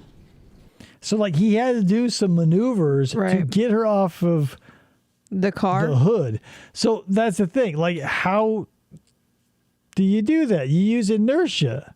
And how do you do that? By hitting the brake and proving you can slow down. Yeah. Or swerving or whatever. Like, you would prove that there is control over the vehicle. Mm-hmm. Mm-hmm. And then he has the balls to, because again, what we saw was his closing arguments that happened after this. Right. So she's already like, hello, there's intent. And he's like, the recall? The recall's in your head, man. Like, you should have been recalled back to your mama. He doesn't stop. He keeps going. Runs through the kids over by the steaming cup. We heard the parents testify about little Brinley and Kelsey and Owen that were standing there outside the steaming cup. I hate to admit this, but it's not usually far from my mind when I'm out in public. Like, sometimes we'll go to little ghost towns around here in Mesa, or not Mesa, but in Arizona, out toward the east. And my eye is always on a swivel, and because, like, worst case scenario, right? It's better to be prepared than whatever. But, like, I'm always worried that someone is going to lose control, and, like, one of those movie scene type things will happen where, like, someone driving a Jeep will be like, hey, baby, and, like, whatever, and he'll, like, have a beer in his hand and swerve at me and my family. I'll have to, like, grab them and do a shoulder roll. And, like, I'm constantly going through the scenarios in my head, like, looking around, not actively typically, but, like, there'll be a passing, like, I could roll over there. Like, if I grab them, I could go that way. It's just something that will stick in your head. Yeah. If you've had the training, because, you know, whatever, with 15 years of martial arts under my belt, I did a fair amount of rolls. And so it's just something that I'm always doing, despite the fact that I've never had to roll out of the way of a car. Mm. It's just when you get deep into something, you start seeing the world differently. Like, when I went into photography, I started seeing things in a frame and planning it out in my head to fit the golden ratio or the rule of thirds or whatever. It's just something you pick up that you just can't drop. Yeah. They were struck by the red SUV, driven by Darrell Brooks, keeps going, plows through the grannies in that zigzag fashion, striking most of them, injuring them, killing them, keeps going, gets down here to the end, and goes through the Catholic community. The entire Catholic community of Waukesha. remember Holly Berg? She testified about that mobile gas station incident. She said she was standing down here in this area. She said, I saw 15 to 20 people fly in the air. They looked like bowling pins. And when she saw the video, she's absolutely right. It's a terrible description when you think these are human beings, but that's exactly what it looked like.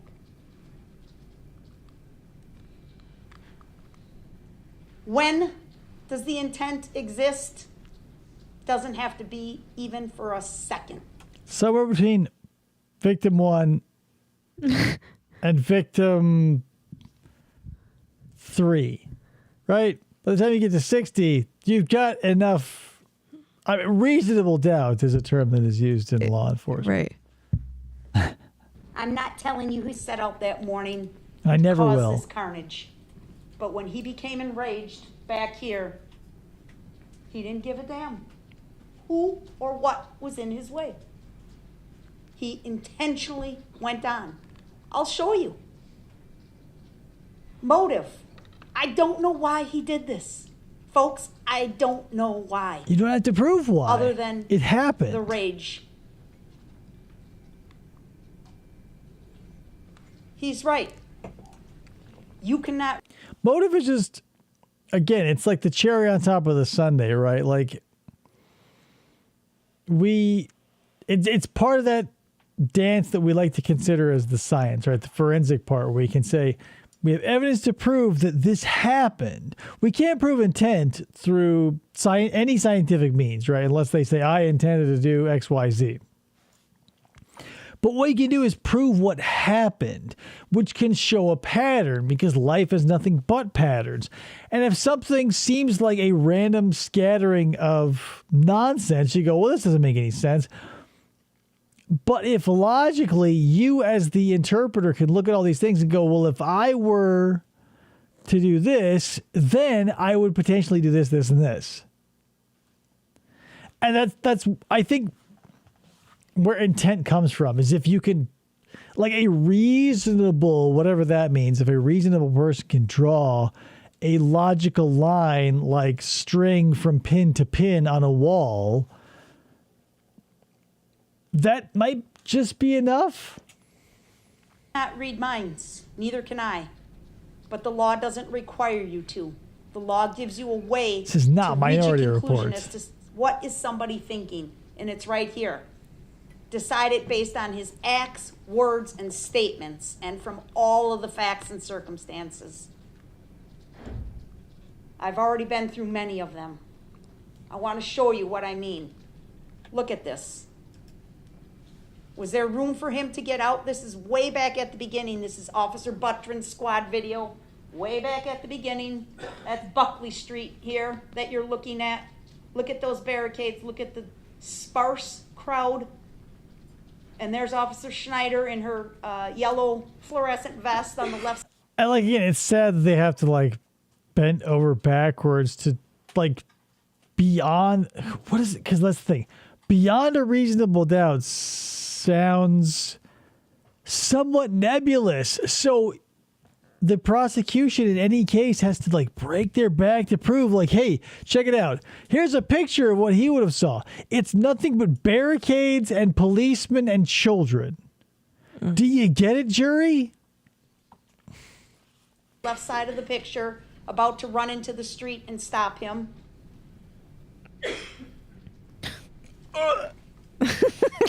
Intent. I'm going to play this video for you because, folks, for me, this is where it becomes crystal clear. You watch this video, the first thing you're going to see if you direct your attention to the left side of the screen is you're going to see him hit Nicole White. We're not going to see the video from this Knock her perspective. to the ground and keep going. Now, if that was the end of the story, you may sit here and say, Madam DA, I don't know how you conclude intent. Madam. Yeah, they would all go, Madam DA, I declare. From that, maybe it was an accident. Maybe I'm wilting like a tulip in a greenhouse. he didn't mean to do it. But watch what happens in this video. Oh my God, I can't handle this photographer. You can't really see much of him right now, but look at the angle here. Ridiculous. After he knocks Nicole White down, and tell me this does not prove intent. Please play.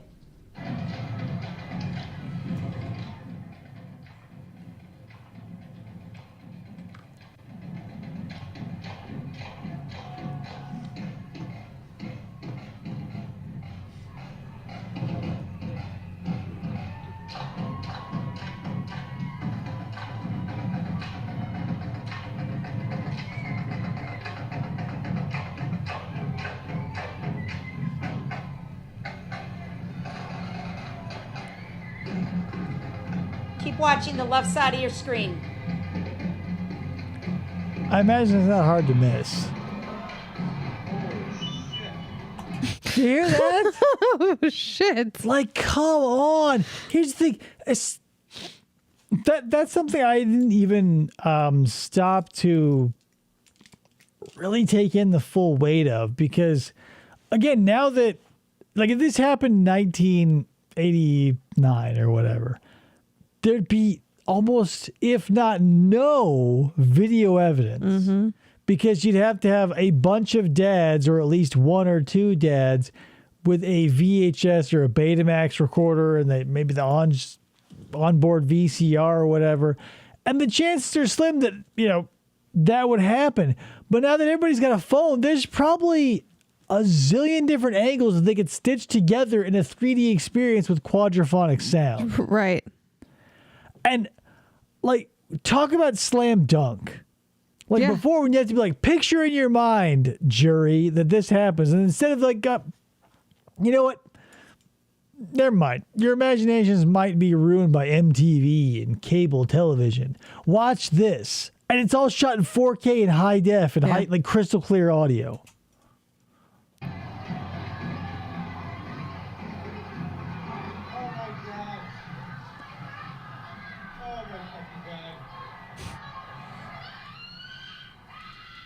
Right, because what do you do? Yeah.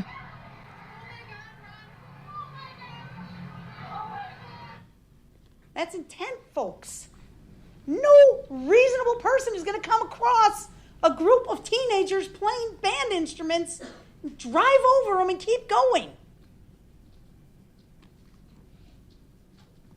That's a still shot of the same thing. That's intent. Hello. Interrupt your objections, sir. Oh, great. How can you tell the jury what they supposed to think? It's proper argument. Your objections noted. It's overruled. You may continue. I will argue that it's, Attorney Hopper. I would say that it's improper, and I move Mr. for a Brooks, I've made mistrial. my ruling. I'm going to mute you if you don't follow the rules. Shut the hell up. Hello. Exhibit For a 1. mistrial.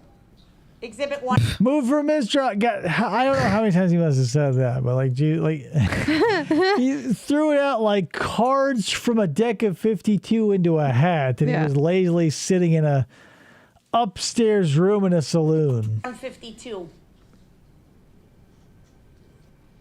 Clearly intentional conduct. Clearly intentional content.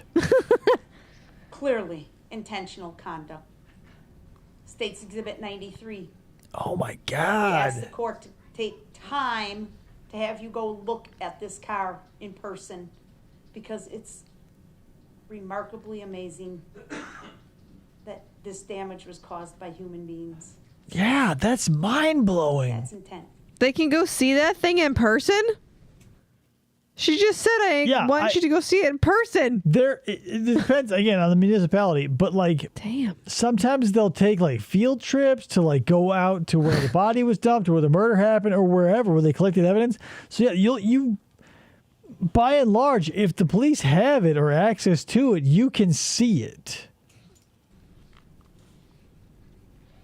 This is an excerpt from State's Exhibit 154. Maybe a little hard to see. A lot of that laying in the front part of this photo are shoes. Remember what Dr. Vidritsky said about the shoes and the feet? Objection. On the toes and the ankles. I mean, look at this dead-eyed moron. Like, what is he thinking? Like, what's going on? Like, I don't think he's thinking much. I think on his little notebook in front of him, down below the computer, he's got like those bullet point thing of comments that he keeps making, and that's it. Mischaracterization of facts not stated in evidence. Jury nullification. Mistrial. Subject matter jurisdiction. Like, it's all I can do to try and like keep this light and upbeat, and he doesn't. And it's not easy because this is a fucking nightmare. But it's just like this was me in algebra, like not in a murder trial. Look at all the shoes laying in the street. This is the area at the end when he ran through the Catholic community. All the shoes laying there because of the velocity. Remember, the medical examiner talked about the velocity. It's not just the speed, it's the velocity. Shoes often play a part in law enforcement or true crime or whatever. Maybe if you're in this realm, maybe you know of all the feet that wash up various places, and scientists and true crime community people are always like, why feet? When if you the scientific explanation makes sense in mechanism, but still we don't know why these people are dying. You say, why so many feet washing up on the beach? It's because the foot is encased in the shoe that is buoyant. The body is eaten by scavengers or whatever. It basically disconnects at the ankle. The shoe floats and it gets carried away. Yeah. So science can go, well, there you go. Problem solved. The end. But the question is, whose fucking foot and how did they die? Tony wants to know, did they test him for mental competence? He must have gone through every vetting process possible just to make sure that he would not have a leg to stand on an appeal. So I cannot confirm, but I'm pretty sure he must have. Yeah. Because they did not want a single thing to go wrong. So everything they could have done or should have done or even would have been a good idea. I'm assuming they did because look how much slack they're giving him. Literally on a daily basis. 4 specialists who wrote reports on him, says Hamburger. There you go. So there you go. I guarantee. Same with Ship Business. Same with anybody they want to put away forever. Sure says Yelverton. He hit 42 adults and 18 children, killed 5 adults and 1 child. Yeah. That's nuts. That's insane. Yeah, I mean, when we looked at that big poster she had, all the greens were casualties but not deaths, and the reds were deaths. Right. And then that's the thing. It's bad enough you say, well, 6 people died. And yeah, you forget all the people who had traumatic physical injuries, all the people who had, mental. You'd be scarred. If you were at a parade and something like that happened, you'd never go to a parade again. Right. It would take tremendous. Or I would, at least, never. That's the thing. It would take something. It would be something imparted onto you unwillingly by you that you would now need to work through. Right. And even though that's everything in life, right? From getting a job to going to school, it's just something that life throws you have to work through. But something about this, we classify in the genre of horrific, and nobody should go through ever. Everybody should experience maybe getting a little bullied in high school. No one should experience getting run over by a 2010 Ford Escape in a Christmas parade. Right. The power that these people were knocked right out of their shoes. Oh, P.S. Cher, do you believe in life after love? Sorry if I said it wrong. I don't know if I'm saying it right either. But I needed to throw that reference out. Life, the hiding, changing his appearance. He had to go through some effort, right? Crawled up in this he hid somewhere too. Playhouse, ditched his sweatshirt and his sandal. The other sandal seems pretty There's the reasonable. He one. dropped it when You he can was see jumping it over a right fence. there. Sandal. Changed his appearance. Exhibit S. I miss Durfbot. I miss Durfbot too. Maybe I'll go back to Streamlabs to resurrect him. It, non-gender, non-binary. He's a robot. It. Excuse me.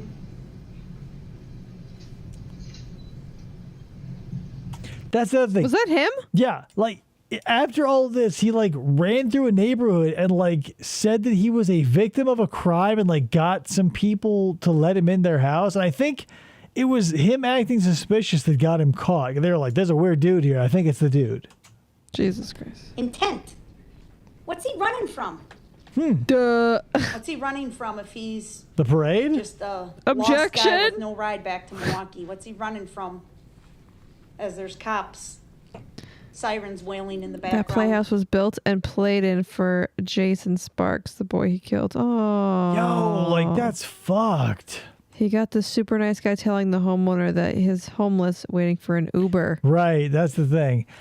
There are so many, and this has happened in my life personally, because I have heard an equal amount of stories of people knocking on someone's door in utter desperation and getting the help they need after a horrifying experience. And you go, thank God for that person at the end who looked past the weirdness of the situation to let them use their phone or to call 911 or whatever. But then you hear the flip side of that coin where it's people faking it and they come in, they slaughter you. Yeah. So he got this super nice guy, let him in and made him a sandwich. Right. And it kind of feels like, I mean, obviously not like this at all, but it in the same vein of like the blind man in Frankenstein's monster, where the blind man doesn't know anything about him. And that's kind of like this guy in Darrell Brooks, right? There's nothing, although there's nothing wrong with Frankenstein's monster, aside from the fact that he was a creation of another dude. Like the fact that the blind man couldn't see Frankenstein's monster's physical deformities, he was like, that's cool. The fact that this dude didn't know Darrell Brooks was a fucking maniac. I mean, he was pouring him soup just like the guy from Frankenstein's monster. Yeah.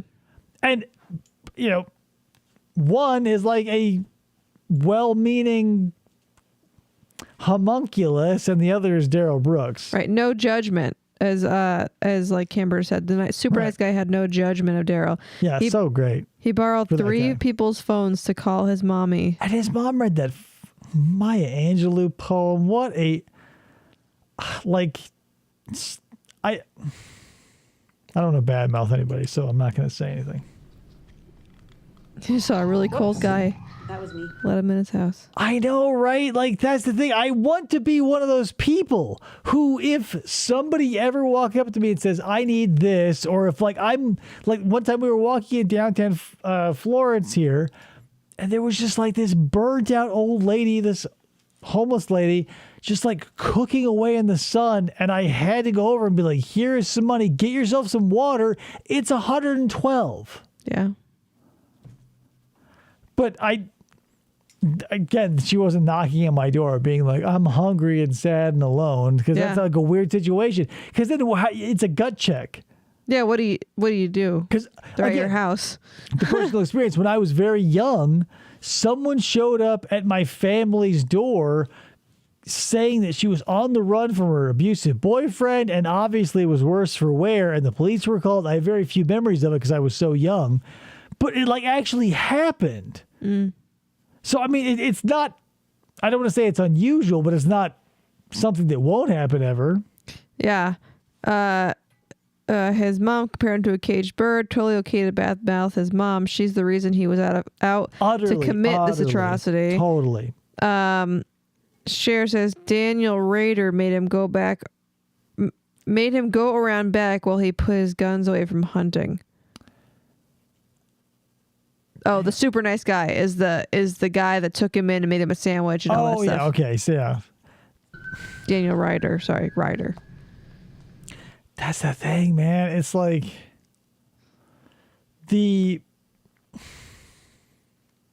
impossible to know what's going to happen, right? Because sometimes as a kid, you'll want to conduct this experiment where you get a bunch of ants in a jar with some dirt, and then you find other bugs to throw in there and you see what happens, even though you're expecting the cricket to be ripped apart by the harvester ants you collected from the field.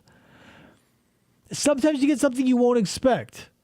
I had a huge established, like probably a 1-gallon jar of harvester ants that me and my father had collected via a stick, a la apes getting termites to eat, into a big jar.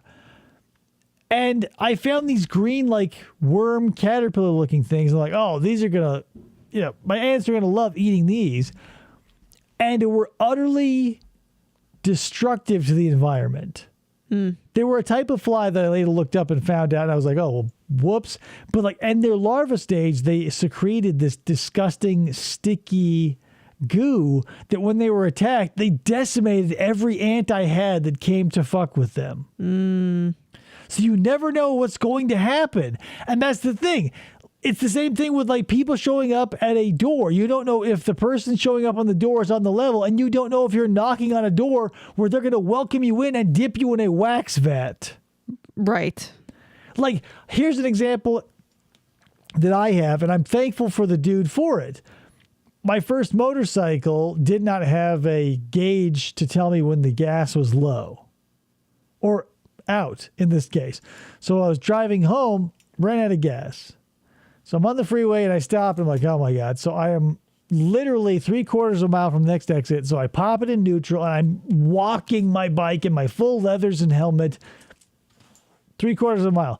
So just this one dude pulls over in this big white carrier van. He's like, hey man, you need a ride? And like, I was out of breath. And I'm like, yeah, even if you kill me, take me away. Calgon, take me away. He helped me load my bike into the back of his van, helped me strap it down, dropped me off at a gas station, and expected jack shit. I had no idea this happened, by the way. This was years and years and years ago. And it wasn't important because I didn't die. But I was like, dude, take some money. At least take my car. I said, if you ever need anything, ever, you let me know. And he's like, yeah, you got it. And I never heard from him. And so people out there exist. Yeah, there are nice people out there. It's just you never just gotta know. Roll the dice. Yeah. Darrell got bailed out from running over Erica on Friday, accosted for her 40 minutes away on Saturday, came back around and did the same thing Sunday, but she had to back up on Sunday and pissed him off. So that's the thing. If you're a professional nuisance, with the caveat of an over-permissive family member who's got money to bail you out, that can accelerate your pathway to destruction. If every once in a while you have to take a few days off to cool off behind jail or behind bars in a jail setting, maybe you'll realize that you should cool it for a little while and not go wacky. But if you got an over-prison parent like this, like, it's just like, who cares? Someone will fit the bill.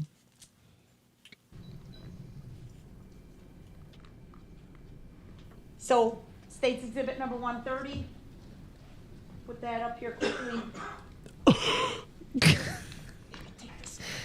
COVID. I mean, probably. I'm not going to go through this whole thing, folks. Suffice it to say, after Officer Skolton tried to stop the threat at that intersection at the top, Wisconsin Avenue, and he blew through the barricades there and drove south on West Avenue over to Prospect Court, cutting through the yards and ditching the vehicle on Maple. You heard all the testimony about the commotion on Maple. The eyewitness testimony from Officer Sailors, off-duty police officer who saw this, saw the defendant, Darrell Brooks. He identified him for you in this court. Get out and run from this car.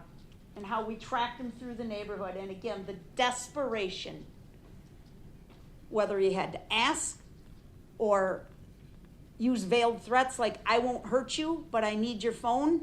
What a way to open a conversation, right? Imagine walking into an interview for work. I won't hurt you, but I really need this job. Hi, my name's Dervis. He was absolutely desperate to get out of there until he took refuge in the home of Daniel Ryder. Now, remember the interesting thing, folks. Oh, there you go. None of these witnesses in this area knew anything about what happened at the parade. None of them. None of them were there. None of them. Thomas O. Mahoney says, am I crazy to think Daniel Ryder may have been a serial killer? A homeless person knock on his door at night and it's like a bumbling a fly bumbling right into a spider web. Oh yeah, come on, hungry, are you? Darrell's a malignant narcissist, period. He doesn't have the capacity for empathy for any other human, never has and never will. Right. Okay, so to address Thomas, you really quick. Here's the thing. It's hard to say.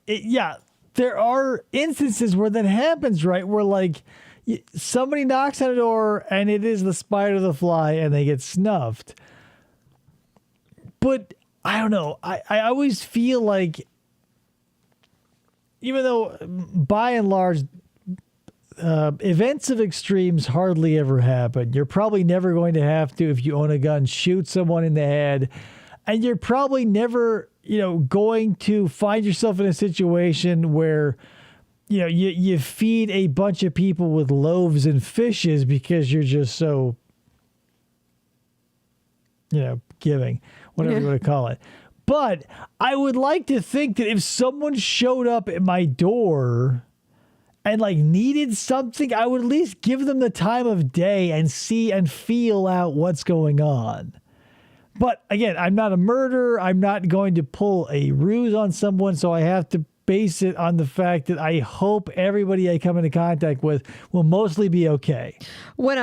So there was a time when we first moved here, there was a solar dude that came to our house, and he was legit trying to get into the door. You were still at work, but he was trying to get into the door, and he would not back down until I finally shut the door in his face. Right. And that's the thing. They're going to be wild cards with like aggressive salesmen, because if they took the same course I did where the ABC always be closing, they're going to, if you are someone who's skittish or you're already reading something into the situation, the cues of an aggressive salesman can be exactly like those of a bumbling murderer. Yeah. Thomas says, don't come in the front door, Daniel. I don't want the camera to pick this up. Come in the side door. That's what happened to Chris Watts. His next door neighbor had a fucking camera on his front door. And right. Like, hello, moron. I hear you, brother. I've got too much New York in me to trust some skell coming up to my door. Thomas, I love the term skell. I've never heard that before. They say it in SVU all the time. I never really... Apparently, skell? Oh my God. That's an arrow right to my heart. Thank you, Thomas.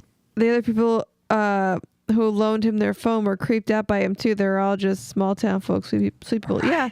And here you have the what are they? The grannies? The dancing grannies. Grannies. Even if someone is like normal looking and no red flags are raised, phones are a touchy issue because you're handing something to someone that is $1,000 plus. Yeah, and it's yours. And going like, yeah, basically, and keep in mind, I don't have anything weird on my phone that people could exploit for blackmail purpose, but people out there do. And so you're basically handing everything in your life to someone and hoping they don't just jet. Right. Even if they're the most trustworthy person, you're going to have misgivings. And Darrell is not the most trustworthy person. Yeah. In a room of murderers. Yeah. So some of them tried to help, some of them didn't. Daniel Ryder did, and it's actually probably a really good thing that he took him in, because it stalled, right? It stalled them from keep running, kept them in one place until the cops could close in and get there.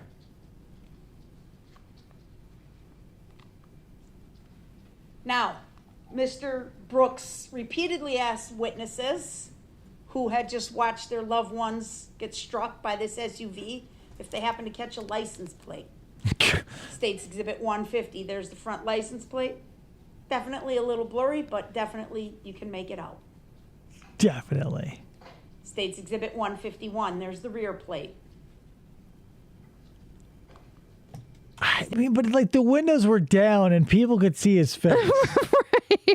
It's not like, well, what was the plate? Like if you look into, like there are some things that will resonate strongly with you. Like if you see a celebrity, you go, oh my God. Like one time I was in California with a friend checking out the Musicians Institute, and we saw not a blonde, but a bald guy with big earrings in a limo with a bunch of people. We're like, oh my God, we saw David Draymond. But that was bullshit because the windows were up and they were heavily tinted. It wasn't broad daylight during a parade with the windows open and everybody owning a pair of functioning eyes. State's Exhibit 175. There's Darrell Brooks in his music video with the same car and the same license plate. You opened the door for that one. CJ Def says, "Hey, FFOP Radio, I was just listening to Perry Caravello's stream. Perry Caravello? When I saw you were streaming, I don't know how much I can stand of Darrell Brooks. I get really angry thinking about this fucker." I get it, but hey, if you've got a taste for Perry Caravello, you must have a tolerance for a lot of wacky shit, right? No, Cher says he didn't roll the windows down till the hood crimped up from hitting bodies. Right, but still, it doesn't matter when. Like too late. Halfway through, Right. like the fact that you roll it down. I mean, and plus the windshield doesn't have any tint on it. I think there's a law, basically in every state, saying you can't have tint on the windshield. Every other window needs to be within a certain threshold, but the windshield's a no-go. So hello, 3x5. There's the key to the Ford that was found in Darrell Brooks' pocket. There's no doubt Darrell Brooks is the person responsible for this. We know this. Because this man in this picture is the same as this man in this picture. Same hoodie. Wearing this sweatshirt. Look at the long ass arrow. It's like boo hoodie. He pulled his hood up. That's an aggressive move. And again, it's a little hard to see, but you can ask for these exhibits. Oh, he couldn't do anything but make stupid statements in court, CJ Dev. Do a search. Go to YouTube and type in Darrell Brooks 50-minute rant, and you will not be disappointed. In the jury room, if you want the photograph, you can see this design on the front of the sweatshirt if you look close enough. This is a sweatshirt from the playset that has Darrell Brooks' DNA on it, according to the crime lab. That's him right there. 2 minutes and 31 seconds and 70 people. That's the wild part about these mass killings, right? Is like whether you use a car or a gun, you know, if it happens in a school, at a FedEx building or whatever, it's under 10 minutes and the body count is easily double digits. Yeah. Yeah, he got like 6 life sentences plus I can't remember the whole entire thing, but yeah, it was like Daniel Holtzclaw level, like sentence. Yeah. Driving off into the parade. That's Darrell Brooks driving in the parade. Yeah, there's his hoodie. That's Darrell Brooks driving in the parade. That is also Darrell Brooks driving in the parade. Why have we been here for 3 weeks? that. This is obviously him. Right, like that's the thing. Okay, this may be a nerd reference, but like in the Batman Arkham games, like Arkham Asylum and Arkham City, like he's got this zany bat tech that can basically scan a scene after something has happened to recreate it, whether it was a car accident or someone flew out a window or whatever, and it's insane. But we're not too far away from that. Eventually, there's going to be a point in our existence where there are sensors and they'll be able to correlate data from cars and cameras and phones and everything and build a 3D rendering of a day in its entirety. Yeah. And then you won't need like eyewitnesses anymore, which are highly unreliable. You can like ping a bunch of stuff. There'll be LiDAR everywhere, and there'll be like graphical representations of like everything that's ever happened. Right. Oh yeah, plus 700 years. 6 life sentences plus 700 years. Opper has the burden of explaining in 90,000 words or more that water is wet. Seriously, right? Because you have to, again, appeal to the lowest common denominator and make sure that like the last nail in the coffin not only is like flush with the wood, but you give it 10 or 12 more swacks so that like the wood is indented and the nail is so far gone that it's like, I mean, that's the justice system. Yeah. If you're a criminal, you get to do whatever the fuck you want. And then you go, oh, damn, I did it because I wanted to. If you have to prove it, you have to go, okay, well, as you know, I spent 10 years in law school, and as such, I have to appreciate you, apologize to you, thank you, the jury, tell you why common sense is a thing, what common sense is, what the state of Wisconsin is, etc. Right? Right. And he kept asking people about the tints on the window. Well, guess what, folks? You don't need to see the tints on the window when the windows are rolled down. The rent's too damn high. There's clearly one person in that vehicle in every one of these photos. And That it's looks like that Darrell. man. And it's that 1,067.5 years plus a 6 life sentence. I mean, it's everybody who gives out these huge sentences, like with, I forget. Maybe it was Daniel Holtzclaw, maybe it was not. But it was like, one of these judges was like, I don't want to make a parody of this case by adding such a huge sentence, but like the gravity of the crime warrants it. But at a certain point, it does seem like a farce. Like if you say, you've got so many life sentences. Okay, I like as a common idiot like me, you can go 6 life sentences. That feels like a lot because life times 6, life is a nebulous term. So you go, okay.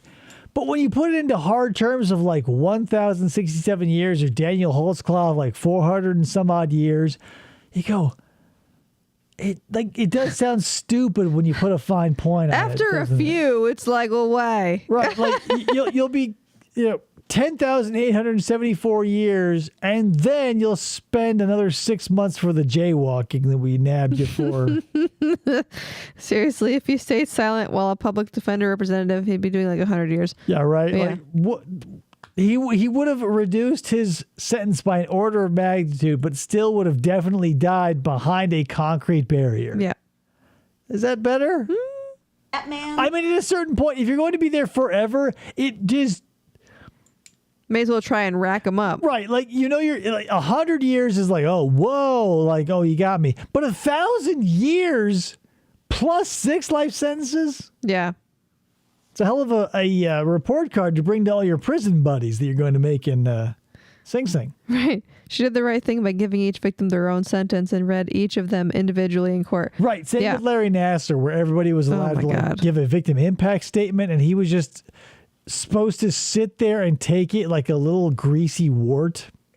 I tell you what, we're all going to feel like silly gooses when the Supreme Court hears about all these tacit agreements that went down and free our sweet sovereign. Right. If all these sovereign citizens somehow make it off, you'll believe me when I say I will be signing up for a membership card the next day. But here's the thing. Sovereign citizens would have to cash a check that only Scientologists dare write. Yeah. If you got 7 virgins in heaven, and they all came down to earth, they'd still die of old age in prison. Absolutely. Or they'd get one conjugal visit every 6 months for the next 1,400 years. And it's that man. Not P.S. Not for nothing. Here's what you want, right? If you're a fan of TCAP, you'll understand this analogy. You don't want someone who is completely inexperienced unless you're a weirdo. But you also don't want someone whose tires are bald and everything has been blown out. You want something in the middle so that they'll have a working knowledge of what's going on, but not an overabundance of wear and tear on the goods. Right. I can't imagine the awkward and awful encounter I, as an experienced 4-year-old, would have with someone, even my own age, with zero experience. Yeah, right. Yeah. So what? This license is not a driver's license, this identification card. And it's an ID card. Yeah. So, hey, wait a second. That's not a driver's license. So logically, it couldn't have been him driving. Oh, yeah. Good call. Sovereign citizen. I wasn't driving. No driver's license. Hair, bro. I mean, brown. Eyes, bro. I mean, also brown. Here's the thing. I've said it before and I'll say it again. I love black hair, black skin, black everything. I wanted to be Gordon on Sesame Street my entire childhood. I would love to have a set of really sick dreads, but there's no way that this stringy shit's going to happen. Sorry. The sheriff says Darrell's mom should have swallowed. Sorry, had to go there. CNJ says his biological father should have pulled Okay, out. I'm going to have to bring it up. But is that a Cyrax reference? Because Cyrax says your mother should have spit instead of swallowed so you never would have been born. Hey, we lasted... Because he doesn't understand. 2.5 hours without a lol I cow. kept it back. I did it. You did it. He said your mom should have spit instead of swallowed, proving that he doesn't know how babies are made. Darrell Edward Brooks Jr. date of birth 2/21/1982 on his identification. It's only a year older than me. He also... Right, I saw that too.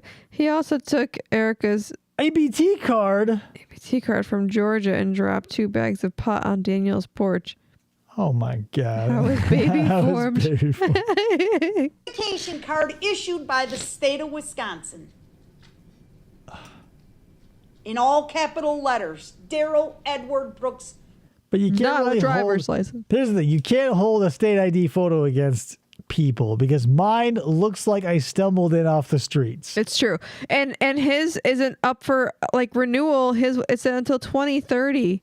So like in ours, like my license isn't up for renewal until like 2055. Arizona, you get a 50-year span on your license. There are places, states that have as little as 4, but I can keep the face and like, because the photo on my driver's license was taken like probably 10 years ago. Yeah. I can keep that for another 40. I made 4 ship business references before we got to a single lol cow. Somebody should be putting this on a spreadsheet or an Excel spreadsheet. It's for New Jersey. Yeah. It's like, seriously, I haven't gotten a new one since I moved here, a new license. 4 years in New Jersey, and it's 30 here. And there's got to be a happy medium, right? Like maybe 10 years. Because here in Arizona, we've got 5 in Georgia. Okay, so yeah, that's the thing. Everybody seems on the same like plan as me. Even though it would be a pain in the ass to get a new license and go to the DMV every 5 years, I'm basically there every 5 years anyway. Because you move, when you get like you have to go there to get a document changed, and they go, "Oh, your license is old. Let's get you a new picture." So basically, it works out every 5 years anyway. It's just that like these snowbirds or whatever will get a license okayed at 60 and then like avoid the DMV like the plague until they're dead so they can keep driving. Yeah. Thomas says, if they make a docudrama about this, I want you to imagine the season finale cliffhanger when Darrell looks up and goes, "The jury has the right to know their power of nullify. Music rises, fade out." Oh my God. Could you imagine? It's like, I think the jury should know their rights. And like, just like in SVU, it's like fade to black and it's like dun dun.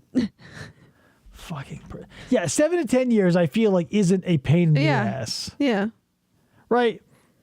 But DMVs are like banks. They're a huge pain in the ass to visit anytime. Junior, this was in his pocket when they arrested him. So this entire shenanigans that he's presented to you through his questioning of witnesses about I'm not Darrell Brooks and that's my name and I don't know who that is and I don't where am I being called that name. I'm a It's client. just nothing but a I'm a third-party representative. The client represented via the accusations here in the court of Waukesha, which isn't, a person. Jurisdiction. What is it? Providence of shit. What do they call it? I don't know. Shit. It's the thing I confused as evidence. He's a subset. Oh, man.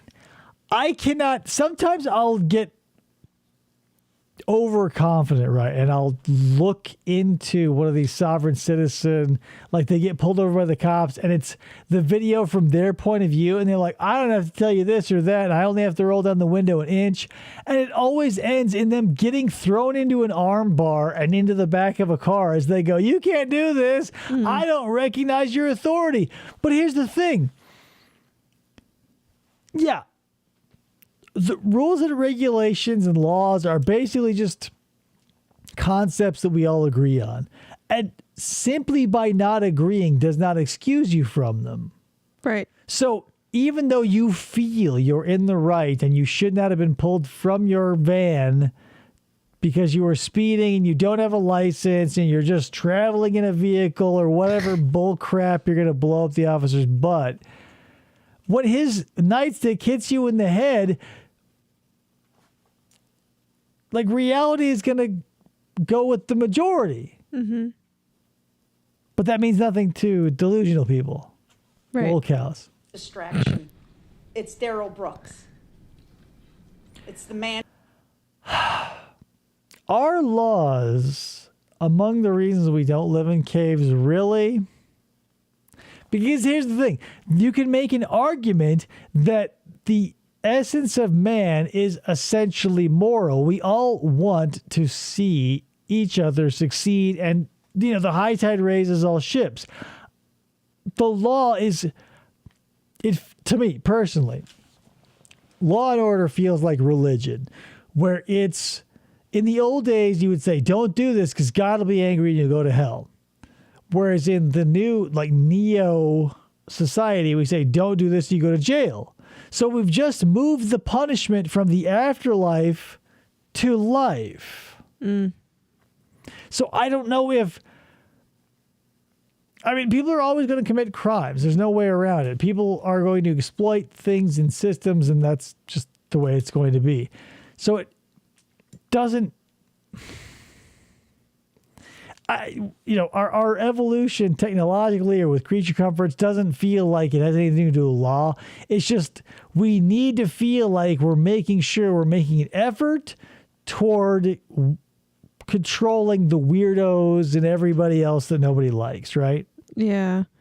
Darrell was not a sovereign citizen. Some dude's mom sent him a bunch of sovereign citizens and crap to jail, and they tossed his cell to find Here's it. the thing. Nobody is a sovereign citizen. I don't care if you call yourself a sovereign citizen or you call yourself an albacore tuna. It doesn't change the fact that we can all look at you and see that you're not. Laws are why the water doesn't taste like death, and why we can breathe, and why we live in buildings and houses that don't collapse in on themselves. Not necessarily. I mean, regulation, yes. It's the...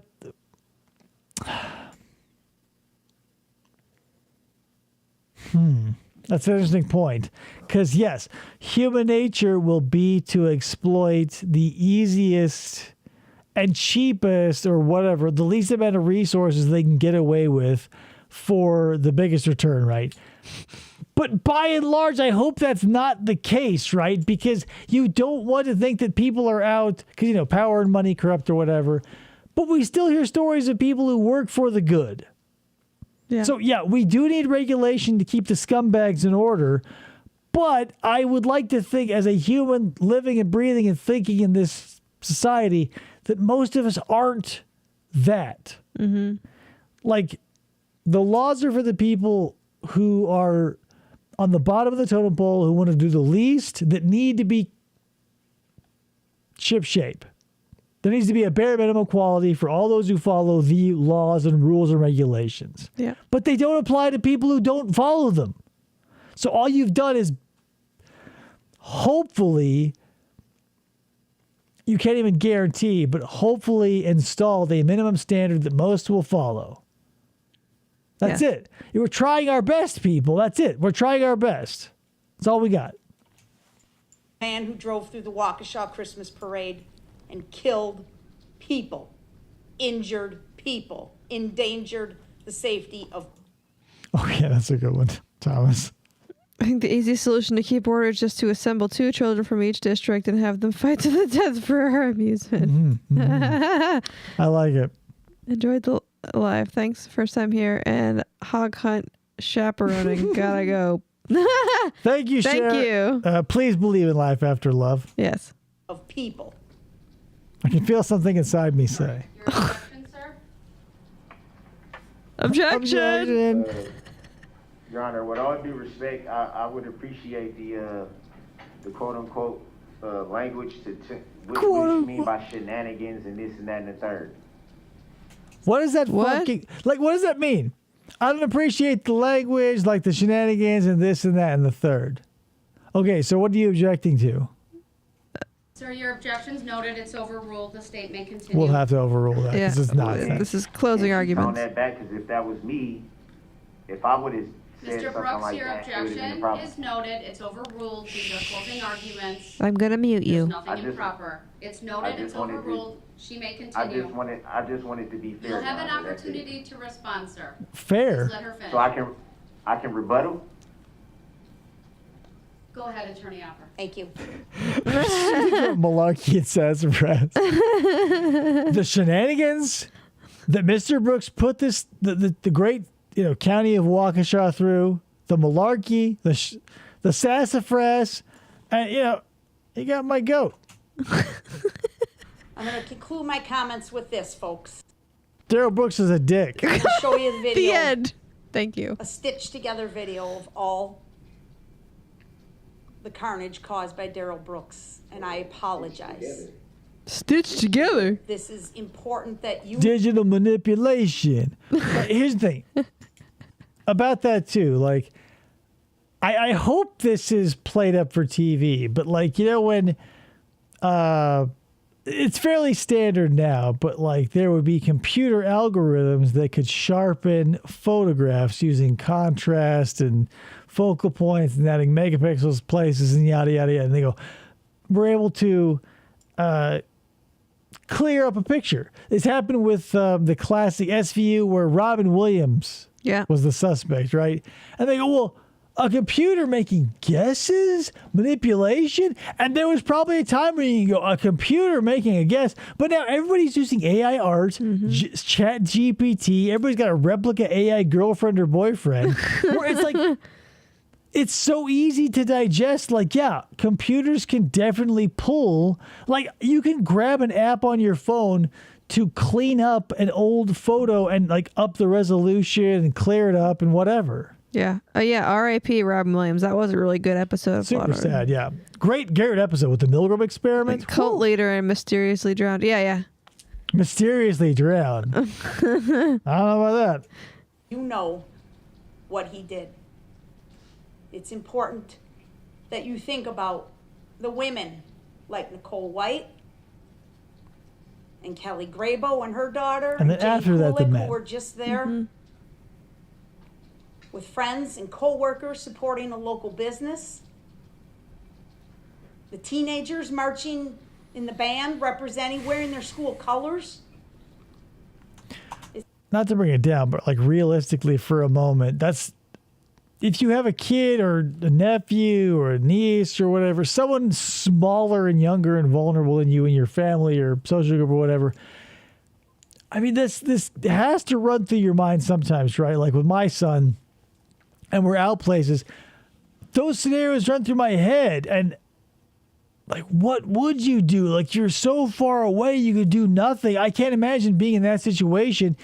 But you don't want to be like a helicopter patient where you're always within a shoulder roll's distance of the toddler of your choice so that you can roll them away from the Jeep Grand Cherokee coming to crush them. Yeah. You just sort of have to accept life, as hard as that is, even though it might be comforting or fun or whatever to run through these scenarios where you're like a B to C tier action hero. It's important. The boys and girls with the Blazers baseball team and their coaches doing nothing more than handing out baseball cards. The young girls in the extreme dance team. Can you imagine how many hours they spent practicing that routine?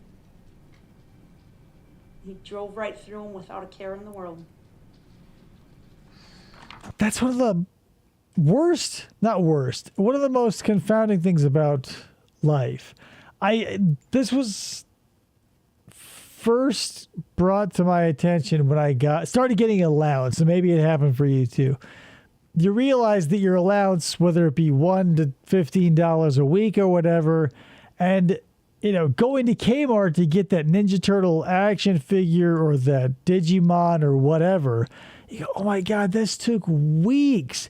And it's so hard to reconcile that something that takes a long time to create or cultivate or build or whatever can be wiped out so easily. It feels so unfair, but it's just a fact of life.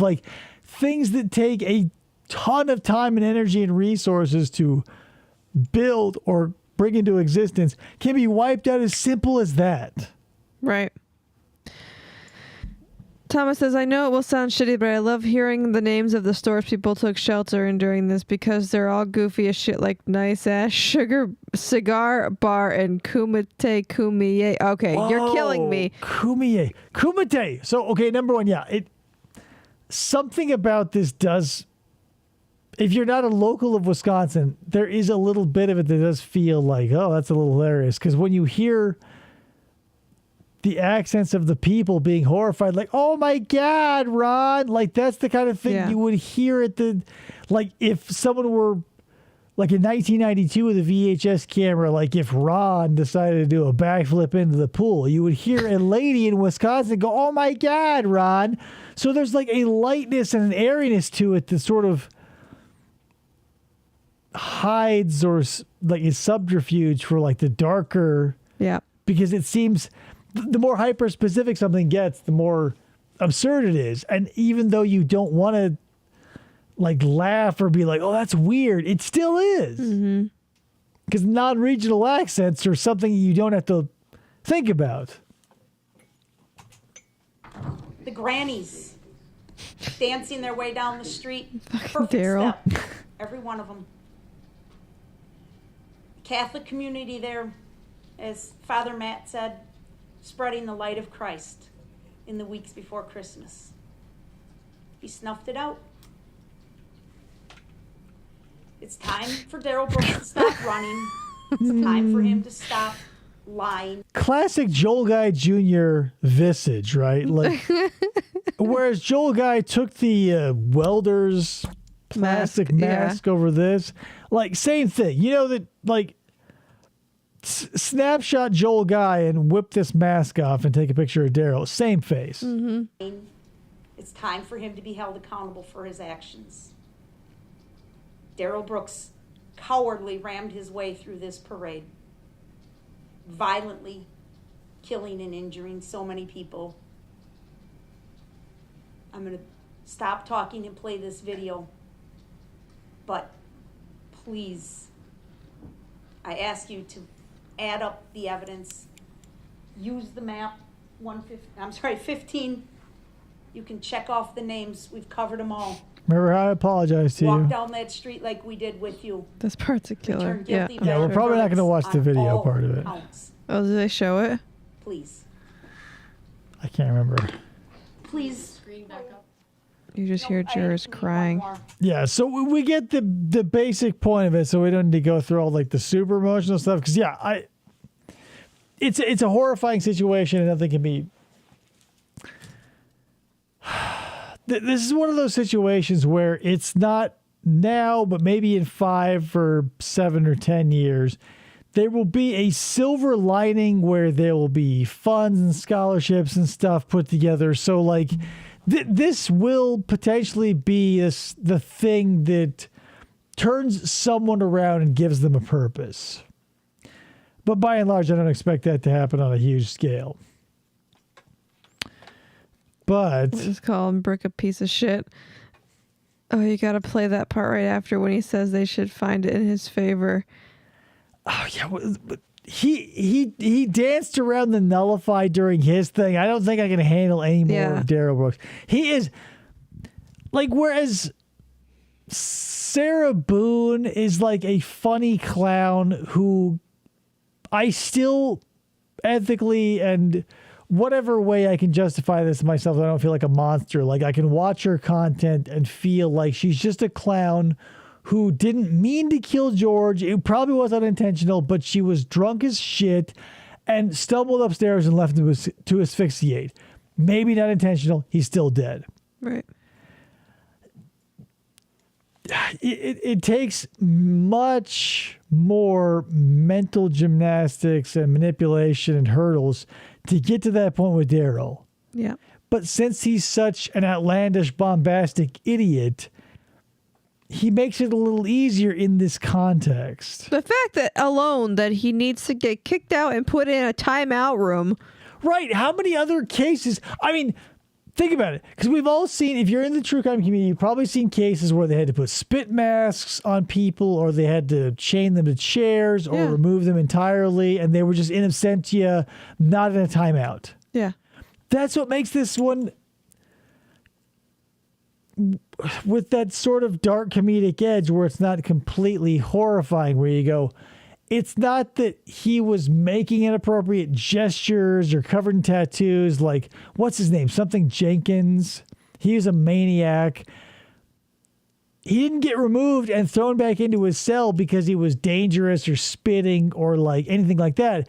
He was just acting like a toddler, and they said, go to timeout, and we'll Zoom you when you've calmed down. Yeah.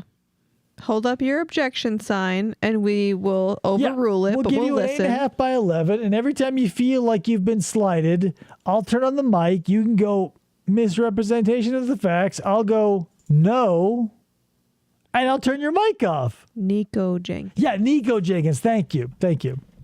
He thought he was like a serpent god from Egypt. Nice. Allegedly, whatever.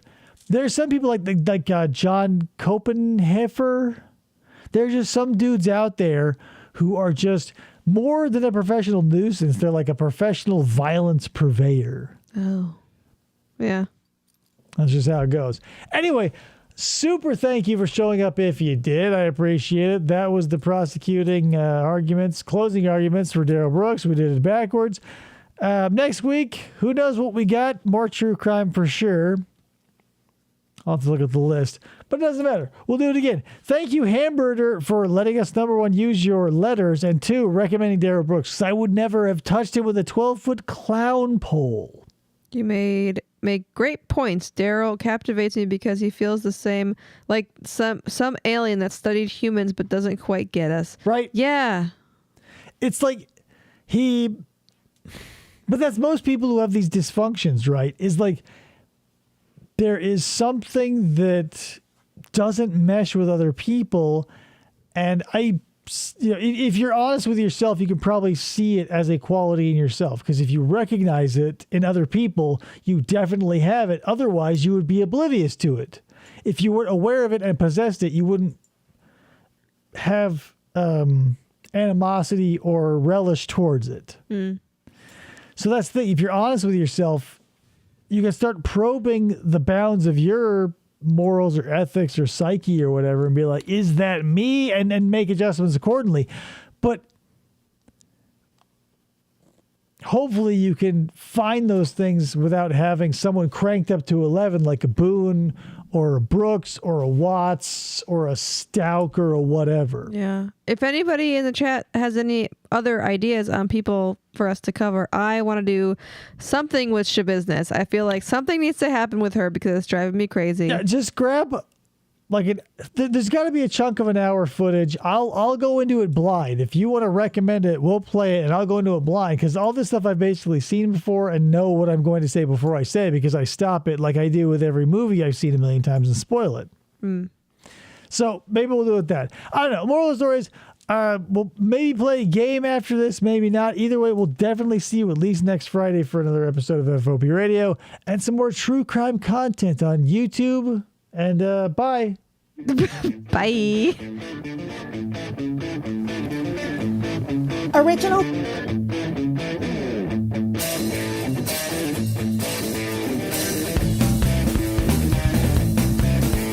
Date June 29, 2023.